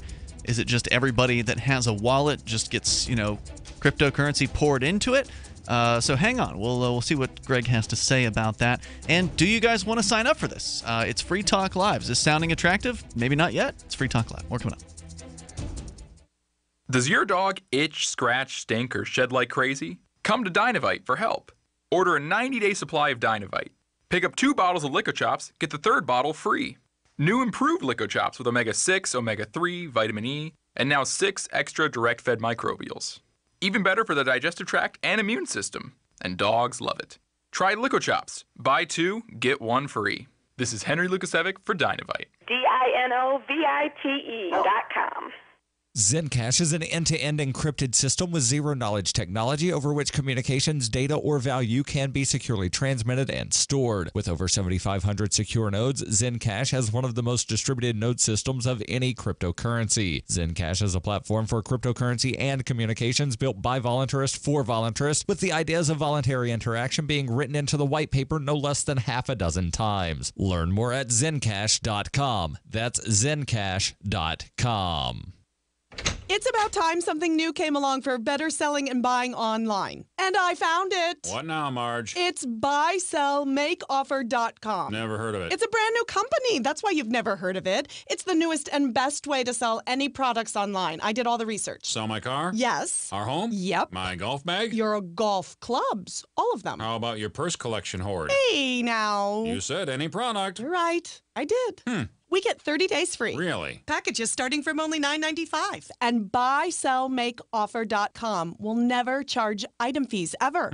Never. And this is cool. Listen to this. You can even use Skype or video to show your items. That's cool. Yes. All we have to do is go to the website, sign up, and then load our stuff to sell. I love this site. Buysellmakeoffer.com. Buysellmakeoffer.com. You got it? Buysellmakeoffer.com. Buysellmakeoffer.com. Better selling, better buying. Hi, I'm Derek J. To me, an activist's calling is to actively work to advance a cause. The cause for which I work is personal freedom. I believe my life is best when I engage in voluntary interactions and self-government. I reject the idea that anyone else has a higher claim to my life or my body than I do. I see people who call themselves the government as a threat to my personal freedom. I realize you may feel differently, but my relationship with the people who call themselves the government is completely involuntary. If Starbucks used some of its money to drop bombs, I wouldn't shop there. So why would I support the American empire? The empire does not require my consent. Derek J's Victimless Crime Spree. Watch it for free and order the Director's Cut DVD at victimlesscrimespree.com. That's victimlesscrimespree.com. Did you know you can watch Free Talk Live during our live show 7 days a week from 7 to 10 p.m. Eastern via our studio cams at cam.freetalklive.com? Plus, you can chat with other listeners while you watch, all totally free. Now that our live video stream is hosted by YouTube, our video archives will be online even faster. So be sure to subscribe to our YouTube channel. Listen, watch, and chat all free at cam.freetalklive.com. That's cam.freetalklive.com. I love My Magic Mud. I drink a lot of coffee. I had stains on my teeth. Then I found My Magic Mud, and I was told it would remove stains. So I paid attention when I brushed the first time. My Magic Mud is black tooth powder, and the difference it made in my teeth in one application was noticeable. With 4, my teeth were as white as you normal folks out there. Please go to mymagicmud.com and buy a jar. There's 150 applications for $25. You can use Bitcoin, mymagicmud.com. What's up next? Visit the Liberty Radio Network program guide to find out at shows.lrn.fm. That's shows.lrn.fm.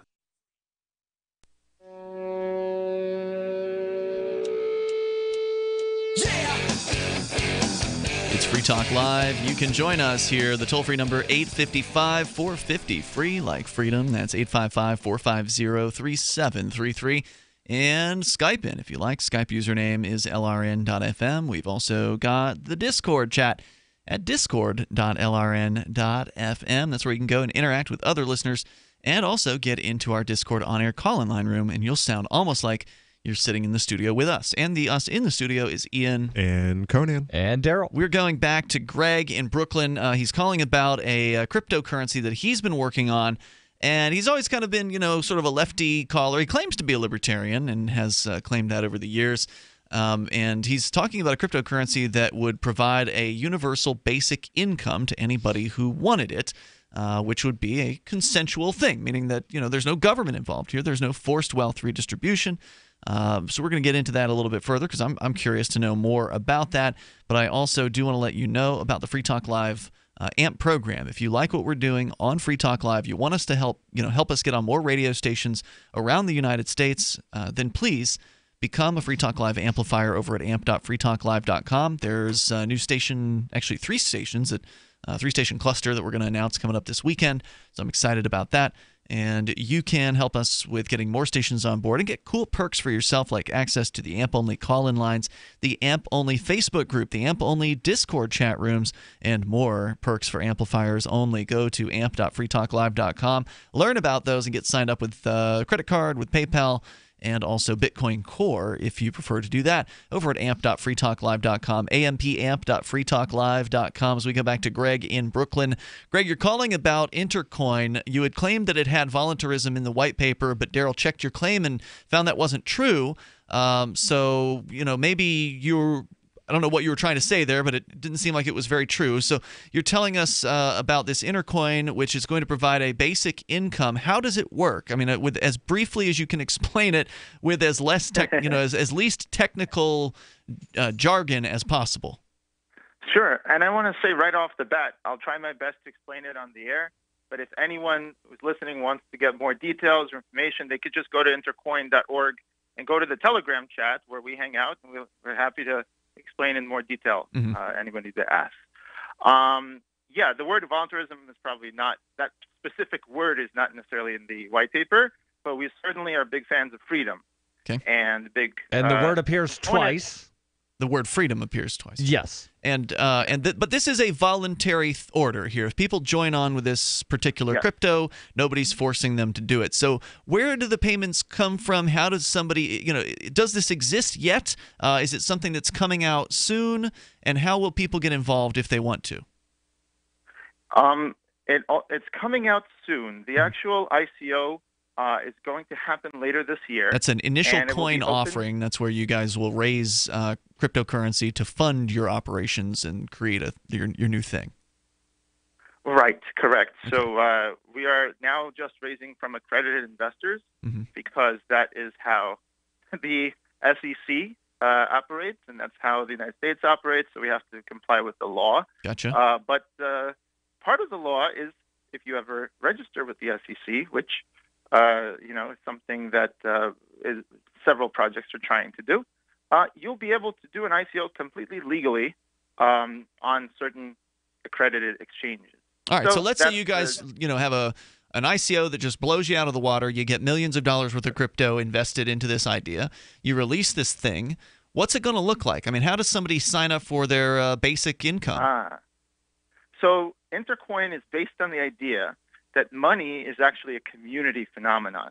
You know, I think all cryptos that are famous deal with the peer-to-peer aspect. You know, I want to pay you. You might be in France. I might be here.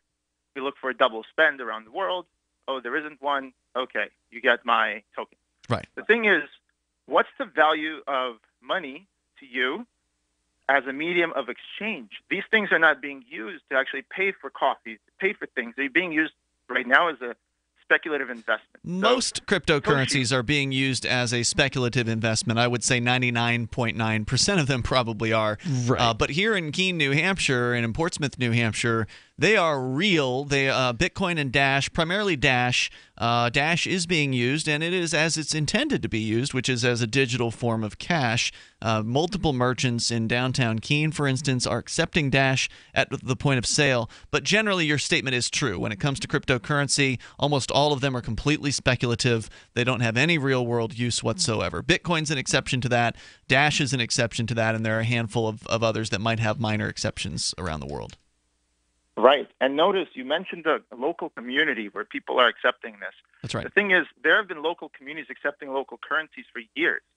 You know, the Berkshires have their local currency. The Ithaca Hour is probably the most noteworthy, popular over time. It was one of the first local community currencies. But the problem with those is they're always based on the U.S. dollar. Right. And so Intercoin moves away from that. Intercoin takes the idea that the value of money as a medium of exchange is actually that someone else will take it for what you need. So if, for example, I have Japanese yen and I'm in New York, they're not very valuable here because no one will take them for food or for things I actually need. So our first thing is to focus on money as a community phenomenon and focus on the network effect within a community, just like Facebook has, just like social networks have. So that's number one. And it turns out that if the community all accepts the currency, if it saturates it just like a social network, and you could see that with WeChat in China. WeChat was a social network. It added a payment layer, and boom, now it replaced cash throughout China. So that's a big way to go to market. So if that happens and everyone in a local community starts issuing their own community currency, then they can democratically decide whether they want to inflate it or what monetary policy they want. They don't have to rely. So hold on, slow down for a moment here. Are you saying that with this Intercoin that there will be like tokens on the Intercoin that each local community will be able to just arbitrarily decide how to inflate? Or will Intercoin have some sort of governance where, how does that work exactly? Like if a local community is using Intercoin, how does that translate into a local community? Because Intercoin's obviously global. Right, great question. That's the heart of the matter. So Intercoin has one central currency called Intercoin, and that's the digital gold of the economy. The communities then issue their own currencies, which you can think of as side chain. The technical term is a side chain. And they can. So this would be different than, say, a token on the Ethereum platform, so it wouldn't be a token on the Intercoin platform? It would be similar to tokens on the Ethereum platform in some way, except Ethereum needs global consensus about everything. With Intercoin, you have a local community with local servers, local network, and you don't need. So if I pay someone in New York for a cup of coffee, it doesn't need to go on the same ledger as someone paying in Paris for a cup of coffee. So it can handle much more transactions. It's built like the Internet. The Internet is a network of local networks, and that's why it's called Intercoin, because it's built exactly like the Internet was originally built. All right. So who decides on this local community as to, like, how is the governance set up? I mean, is it a board? Is it every single participant? Who decides to inflate that particular currency? Well, so we expect in the future people will fork it and clone it, probably have other governance. But it's the same as, like, how do you govern a local area network? So our default would be completely democratic governance. One member, one vote, except no voting. We don't think voting is the best thing. We prefer polling. So each person is polled, and there's something called Arrow's impossibility theorem. which basically says you can only have two choices. If you have more than two, there's never a perfect voting system. So the two choices are: do you want your basic income to go up by 1% of the local cost of living, or down by 1%? And that's it. And whatever. What about no change? For that day.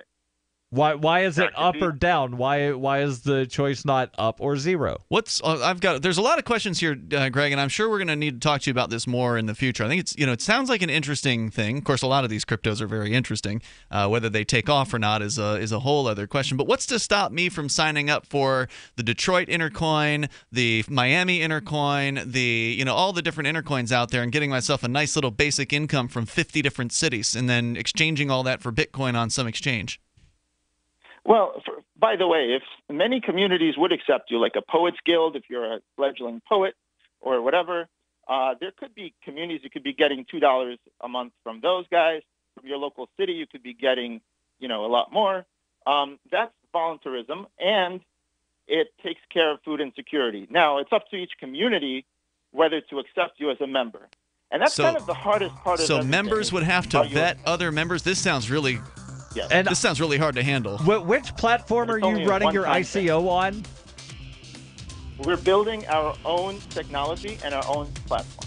Very interesting. I do want to hear more about it as it develops, Greg, and thank you for the call. And sure. if you could get into our Discord chat, I think that'd be interesting to have you in the cryptocurrency channel there at discord.lrn.fm. Plus, then when you call in the future, you'll sound really awesome. We'll see you tomorrow, freetalklive.com. Thank you.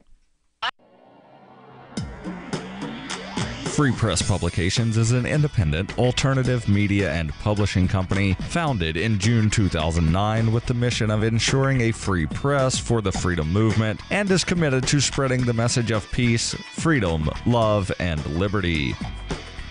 FPP also gives new authors an avenue for publishing freedom-oriented material.